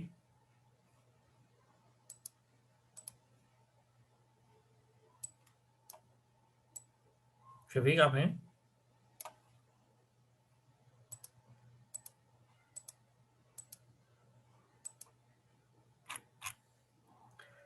किसी का कोई सवाल? जी अस्सलाम वालेकुम सर। वालेकुम सलाम। जी सईद। जी सर, सब बिल्कुल समझ आ रही सारी। कोई सवाल?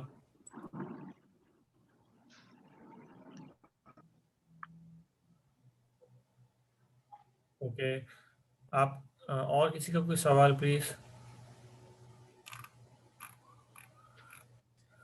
सर जी सर, ये भी आपने बताया है कि ये सीएसए के बारे में इंटरनल ऑडिटर गाइड करेगा और वेबिनार लॉन्च करेगा, जिससे ऑर्गेनाइजेशन में इसका मतलब कि पता लगेगा कि सीएसए हमने करना है। अब बिल्कुल। सर, एक्सटर्नल ऑडिटर्स के बारे में हमें कुछ नहीं गाइड करेगा कि सिर्फ ये इंटरनल ऑडिटर की ही ड्यूटी होती है? एक्सटर्नल ऑडिट तो देखो, एक्सटर्नल ऑडिट तो ऑडिटर तो ऑडिट करने आता है ना। अब हम एक्सटर्नल ऑडिटर को अगर कंट्रोल सेल्फ असेसमेंट के लिए बुलाएंगे तो इट्स नॉट दैट वर्दी। ये तो हमारा इंटरनल मैटर है कि हमने उसको कैसे करना है। हाँ, we can hire a consultant, हम कंसल्टेंट हायर कर सकते हैं, लेकिन it's not a wise decision कि आप एक्सटर्नल ऑडिटर को बुलाएं। हाँ, एक दो टॉक्स के लिए या क्या कहना चाहिए, इनवाइटेड टॉक्स के लिए आप उसको बुला सकते हैं। उसमें भी बड़ा एहतियात, इसमें बड़ी एहतियात रखनी पड़ती है कि ऑडिटर को जिससे आपने ऑडिट कराना ना, उसको आप इसके लिए ना बुलाएं। हाँ, किसी और एक्सटर्नल ऑडिट फर्म के कंसल्टेंट को एज अ ट्रेनर के तौर पे बुला लें आप। जी सर। अच्छा सर, एक और क्वेश्चन था। इंटरनल ऑडिटर हमारे अपने एम्प्लॉयज होते हैं। जी बिल्कुल सर, कुछ ऐसी फर्म्स भी हैं लाइक जीटी और ऐसी अदर फर्म्स हैं जो मतलब कि ना इंटरनल ऑडिटर की भी सर्विसेज देती हैं। हाँ बिल्कुल बिल्कुल देती तो सर वो मतलब कि उस ऑर्गेनाइजेशन के अंदर इंटरनल ऑडिटर की नहीं होंगे, कैपेबिलिटी नहीं होती कि वो नहीं खुद। बिल्कुल। अच्छा, ठीक उसमें है। पता है, उसमें मैं आपको एक बात बताऊं, वो जी सर। बेसिक कुछ कंपनी उसको अच्छा समझती है लेकिन उसमें पैसा बहुत लगता है। उससे होता क्या है कि जी वो सर। जो ये ऐसे ही समझो कि एक्सटर्नल ऑडिटर को आपने बुलाया है लेकिन मकसद आपका क्या है, इंटरनल ऑडिट कराना। जी सर। ठीक है, तो उससे क्या फायदा हो जाता है, उससे ये फायदा हो जाता है कि आपको ये पता चल जाता है कि हाँ, बाहर के लोग जब ऑडिट करते हैं ना तो वो कैसे करते हैं। जी सर। ठीक है, तो ये जी कॉन्सेप्ट है। लेकिन फिर ऑडिटर भी बड़े तेज होते हैं, वो फिर उस लेवल को ऑडिट भी नहीं करते। ऐसे ही है। वो थोड़ा कम करके, जाहिर बात है, अगर मैं आपको सबको, मुझे आप as an external internal auditor बुलाएं, ठीक है, और फिर मुझे ही एक्सटर्नल ऑडिटर बुलाएं, तो फिर मैं वही तो नहीं जी पूछूंगा सर। ना। मैंने भी तो कुछ फिर चीजें, कुछ मुट्ठी तो मैं भी बंद करके रखूंगा। नहीं सर, वो फिर एक्सटर्नल ऑडिटर चेंज होता है। एक कंपनी हाँ, थी, उसका मुझे मैं नाम वही नहीं कह रहा याद, हूँ, उसका इंटरनल ऑडिट जीटी करती वो थी नहीं हो और सकता। एक्सटर्नल ये केपीएमजी लीगली करती थी। गलत है, ये लीगली गलत है कि जो इंटरनल ऑडिटर बुलाए उससे आप एक्सटर्नल ऑडिट कराएं, ये तो हो ही नहीं सकता। जी सर। लेकिन ऐसा हो सकता है, लेकिन वो मैल प्रैक्टिसेस में आता है। जी सर। ठीक है ना। जी। ये ऐसे ही है कि जैसे हम अपने यहाँ फॉर एग्जांपल साइबर सिक्योरिटी के असेसमेंट के लिए एक्सटर्नल कंपनीज को बुलाते हैं बिल्कुल बुलाते हैं। तो आप अच्छा, ये वन टाइम भी बाजुकात होता क्या है कि अगर आपको पता है कि यार 4 ऑडिट फर्म्स हैं, केपीएमजी है फॉर एग्जांपल, फिर दूसरा है, तो आप करेंगे केपीएमजी को कहेंगे यार हमारा आके जरा इंटरनल ऑडिट तो कर लो। अब उसके लिए जरूरी है कि केपीएमजी जो है वो इंटरनल ऑडिट की सर्विसेज देती हो। अब जब केपीएमजी से आप इंटरनल ऑडिट कराएंगे तो बेसिकली आपको इनडायरेक्टली ये पता चल रहा है कि एक्सटर्नल ऑडिट फर्म्स ऑडिट कैसे करती हैं, जी सर। और फिर डेफिनेटली उसका फिर लेवल भी अच्छा होगा। तो बहरहाल ये भी एक अच्छी चीज हो सकता है, बिल्कुल हो सकता है। और कोई सवाल? No sir. सर ये भी आपने टाइप्स बताई थी सेल्फ असेसमेंट की, ये टाइप्स रिपीट करिएगा। एक बिजनेस थी और दूसरी कौन सी थी? मैनेजमेंट। ठीक है। अच्छा जी, इसके अलावा कोई सवाल? No sir. नहीं, ओके। अच्छा, और किसी को कोई सवाल प्लीज? सर जी सर मैं पूछना चाह रही थी कि जैसे एक हम हमारी कंपनी जो एक ऑडिट करती है वो सिर्फ आईटी से रिलेटेड नहीं है ना फाइनेंस से रिलेटेड है, हम लोग फूड सेफ्टी से रिलेटेड ऑडिट्स करवाते हैं, ठीक है। तो इसके अंदर मुझे एक चीज देखी, एक चीज होती है ऑडिट करवाते आईपीएम, हैं, करते हैं। इंटीग्रेटेड करते हैं। मेरे अब्बा की जो फर्म है वो करवाती है फूड सेफ्टी से रिलेटेड, ठीक है, अच्छा उसकी जी। प्रिपरेशन वगैरह, ठीक है। तो मैं ये नहीं, पूछना चाह रही थी ऑडिट कि है बहुत सारी हम्म, इंटरनल हम करके देते हैं ताकि जो एक्सटर्नल जो एआईबी के ऑडिट्स, मुझे नहीं पता आपने बॉडी का नाम सुना है कि नहीं, एआईबी जी, इंटरनेशनल, जी, वो फूड सेफ्टी से रिलेटेड एक बॉडी है जी, जो सारी जो जी, मल्टीनेशनल फर्म्स हैं उसको उससे जी, सर्टिफाइड उसे होना कराते जरूरी हैं। होता है। जी, सवाल क्या है? तो मैं पूछना चाह रही थी कि जैसे जब ऑडिटर आता है बाहर, ठीक है, जो एक्सटर्नल ऑडिटर होता है वो आता है, तो जब वो आता है तो वो कहता है कि जो भी जिस जिस डिपार्टमेंट के ऑडिटी होते हैं ना वो उनको अपने साथ रखता है, ठीक है, उसमें हमारी जो भी कंपनी से जाता है वो भी होता है। तो मैं ये कह रही थी कि ऐसे अब वो साथ साथ रख रहा है तो दे आर नोटिसिंग कि अच्छा इसने आज ये देखा, इसने आज ये करा वो करा। जब नेक्स्ट टाइम ऑडिट होता है तो वो कोई दूसरा ऑडिटर आता है तो वो सारी चीजें वैसे वो नॉर्मली वो नहीं उस नहीं, जगह पर एक मिनट, नहीं होती, सही जस्ट नहीं होती। Just just just give me a pause. ये जरा दोबारा बताएं, कौन किसको साथ रखता है, मैं समझा नहीं। जो जो एक्सटर्नल ऑडिटर आता है, जैसे एआईबी उसका ऑडिटर आ गया, ठीक है, आ गया। उस बॉडी का जो ऑडिटर आ रहा है चेक करने के लिए, वो कहता है कि जो डिपार्टमेंट या जो भी डिपार्टमेंट के लोग इस पूरे ऑडिट में इन्वॉल्व हैं, रेप्स जिन्होंने जिन्होंने जरूरी ऑडिट करवाना है। हाँ हाँ, नहीं जिसने प्रिपरेशन की है, जो डिपार्टमेंट्स मेक श्योर कर रहे हैं कि ये जो स्टैंडर्ड्स हैं ये वो मेंटेन रहे कंपनी हैं, सही है। उनके रेप्स होंगे, बिल्कुल होंगे, बिल्कुल हाँ ठीक ऑडिट ही है, वो होगा। कहता है ऑडिट ही सही, ऑडिट ठीक है। हाँ, तो वो सब मौजूद होते हैं। अच्छा, वो दे आर ऑब्जर्विंग, वो देख रहे होते हैं अच्छा इसने इस एरिया में ज्यादा ऑडिटी सही है सब। ठीक है। तो क्या होता है, वो ऑडिटर आ गया भाई, मार्क्स भी मिल गए, सर्टिफाई हो गया, सब हो गया, ठीक है। उसके बाद पीछे कोई इतना ज्यादा उस वक्त जो चेक एंड बैलेंस होता है या वो जो स्टैंडर्ड मेंटेन किए हुए होते हैं, वो आपको पता है पाकिस्तान में पूरे साल नहीं हो रहे होते हैं। क्या पढ़ा रहे हैं? जी जी। फिर नेक्स्ट ईयर जब वो आने वाला होता है तो वही सारी चीजें वो लास्ट ईयर आपने देखी भी होती है कि उसने किस ऑडिटर ने किस जगहों को ज्यादा फोकस किया था, या जिसके मार्क्स जो सर्टिफिकेशन उसके आने से पहले बिल्कुल ठीक ठाक आपने शो कर दिया। आप एज ए ऑडिटर अब जा रहे हैं, हम जा रहे हैं, तो यही चीजें क्या आईटी और फाइनेंस से रिलेटेड ऑडिट्स में भी होती हैं। इस सिचुएशन को हम कैसे टैकल करेंगे कि हमारे पहले ये मेकअप हुआ है, ये मैं पूछना चाह रही हूँ। नहीं, कौन टैकल करेंगे? ऑडिटर? हम, हाँ, अगर हम एज ऑडिटर जा रहे हैं, हम इस सिचुएशंस, हाँ ठीक है, तो उसका बड़ा आसान तरीका है। फॉर एग्जांपल मैं आपको अपनी मिसाल देता हूँ। अगर मैं जाऊंगा तो मैं क्या करूंगा, मैं उससे पूछूंगा कि हाँ मुझे जरा पास्ट ऑडिट रिपोर्ट दिखाओ, ठीक है। अब जब मुझे पास्ट ऑडिट रिपोर्ट मिली तो उसमें मुझे ये पता होगा कि ऑडिटर ने पिछले साल किन एरियाज को कवर किया था, राइट। अब वहां पे डेफिनेटली उसमें कंप्लाइंस भी होंगी, उसमें एनसीज भी होंगी। कंप्लाइंस को एड्रेस नहीं करूंगा, मैं उन एनसीज को देखूंगा, पहली बात।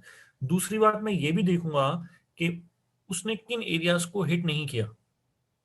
अब मैं ये देखूंगा कि जिन एरियाज को उसने हिट नहीं किया या एड्रेस नहीं किया और वो मेरे करंट ऑडिट स्कोप के अंडर लाई कर रहे हैं, तो फिर मैं क्या करूंगा, मैं उनके हवाले से सवाल पूछूंगा। तीसरी बात, मेरा ऑडिट करने का तरीका डिफरेंट है, उस ऑडिटर का करने का तरीका डिफरेंट है। तो ऐसा तो नहीं हो सकता कि एक ही ऑडिटर हर साल एक ही कंपनी का ऑडिट कर रहा है, ऐसा नहीं सर। सेम पाकिस्तान की सिक्योरिटी सिचुएशंस की वजह से ना, कि ऑलमोस्ट पास 6 to 7 इयर्स से सेम ऑडिटर, सारी जो मल्टीनेशनल फूड कंपनीज उसमें सेम ऑडिटर आ रहा है। वो 2 बंदे जी, वो जो मतलब इन पर्सन की बात कर रही हैं, XYZ हाँ, इन पर्सन, जी he is the same person who's coming for the last 6 to 7 years in all the food companies of Pakistan। वो मैं बताता हूँ, उसकी रीजन ये है कि वो सिर्फ हमारे एरियाज में आ रहा होगा, वेस्ट में नहीं है। ऐसा नहीं हो सकता। हाँ, ऐसा ही है। वो उसकी वजह ये है कि वो जो कंपनी है, वो जो ऑडिटिंग कंपनी है, उनको यहाँ बस वो भी तो उसको एम्प्लॉय है ना। अब वो एम्प्लॉय इस रीजन का है, ठीक है। अब वो रोटेशन पे नहीं जा रहा, या इधर कोई बाजू का ये होता है कि ऑडिटिंग फर्म अपने ऑडिटर्स को भी रोटेट करती हैं, लेकिन बाजू का ये होता है कि आप एक को तो रोटेट कर रही हैं, जो दूसरा बंदा है वो आने से डिनाई कर देता है कि भाई यहाँ तो सिक्योरिटी एग्जैक्टली यही होते हैं। वजह से फिर उन ऑडिटिंग फर्म्स को रिलाय करना पड़ता है उसी ऑडिटर के ऊपर, राइट। ऐसा ही है। लेकिन इसके अंदर थोड़ा बहुत फिर यहाँ पे बाइसनेस या आ जाती है। लेकिन वो ऑडिटर जो है बेसिकली वो अपनी परफॉर्मेंस के लिए डेफिनेटली या अपनी क्रेडिबिलिटी के लिए कहीं ना कहीं पे तो उसको कुछ स्टैंडर्ड्स को मेंटेन करना है, वो करता होगा। लेकिन हाँ, ये बात सही है कि हमें ये ऑडिटी को पता चल जाता है कि ऑडिटर ने किन एरियाज को फोकस करना है। लेकिन अगर larger interest of the organization देखा जाए, राइट, तो ये कोई अच्छी प्रैक्टिस नहीं है। इसीलिए मैं कह रहा हूँ बार बार कंट्रोल सेल्फ असेसमेंट, कि इसका मतलब है हमने अकाउंटेबिलिटी तो नहीं है, हम सिर्फ ऑडिट को गुजारने के लिए ठीक चीजें कर रहे हैं। वैसे हम यही मैं पूछ रही हूँ कि as a auditor how we will say, हम कैसे इसको डिडक्ट करेंगे इस चीज को, इस प्रॉब्लम को, कि हमारे आने से पहले ही सब कुछ सही हुआ है एज अ ऑडिटर। उसके लिए फिर हम अपने एविडेंस देखेंगे ना।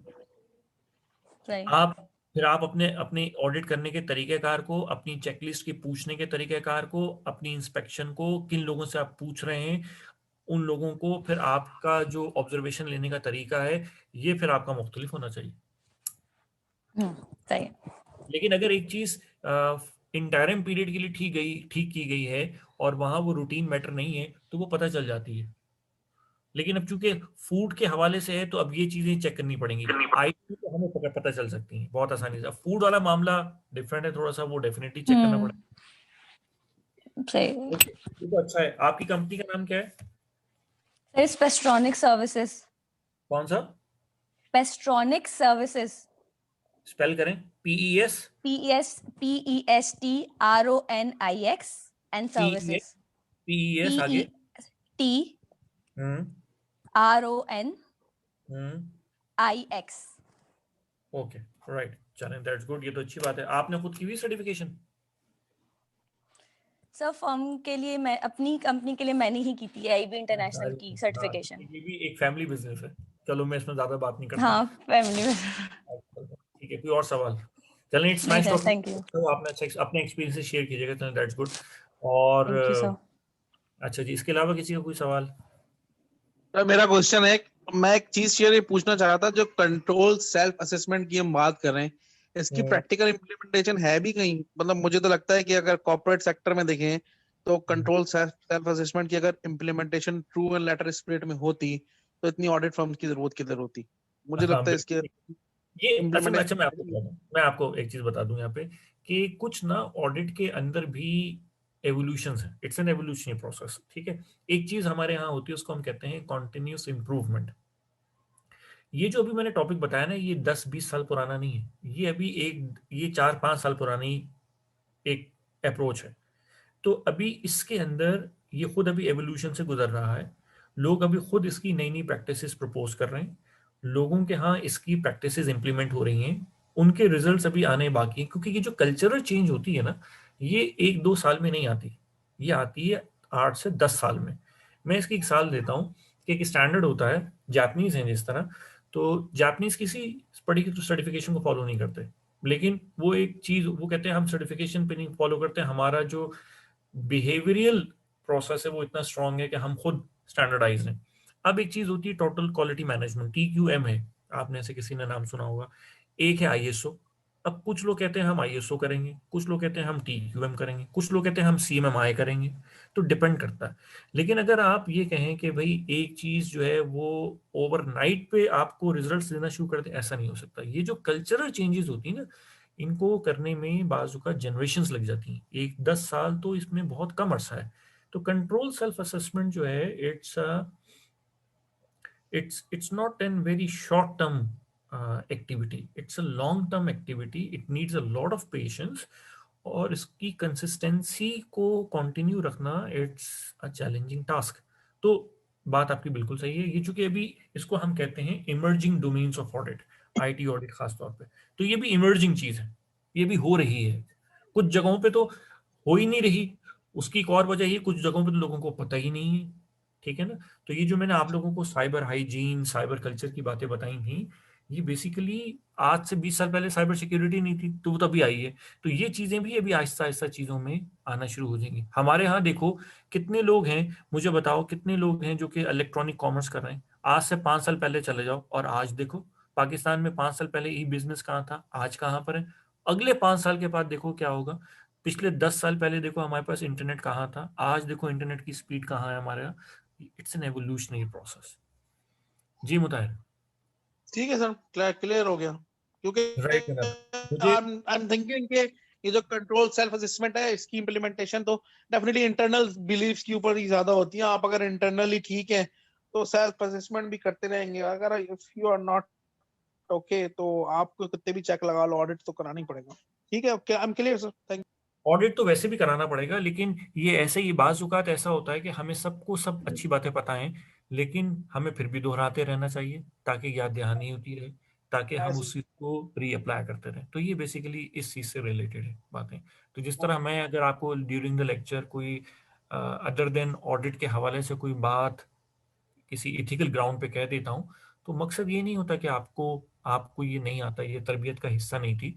मकसद सिर्फ ये होता है कि एक तरह से याद दहानी हो जाए, कहीं गलती हो जाए तो उसको दोबारा इस्लाह कर ली जाए। तो that is the main point. Otherwise I am not कि मैं ये कह रहा हूँ कि आप में ये बात नहीं है और मुझ में है, ऐसा कुछ भी नहीं है। आप सब बहुत अच्छे हैं, सबको सब चीज़ें पता होती हैं, सिर्फ उसकी प्रैक्टिस और उसको दोहराते रहना जो है वो मेकिंग समथिंग योर हैबिट, ये सब एक अलग डिफरेंट चीज़ है। तो आई होप सो मैंने आप लोगों का बहुत टाइम ले लिया और मैंने अपना भी बहुत टाइम ले लिया। तो बहरहाल इंशाल्लाह नेक्स्ट में फिर इंशाल्लाह कल मुलाकात होगी। Right Shafiq? Thank you. Okay, thank you Shafiq.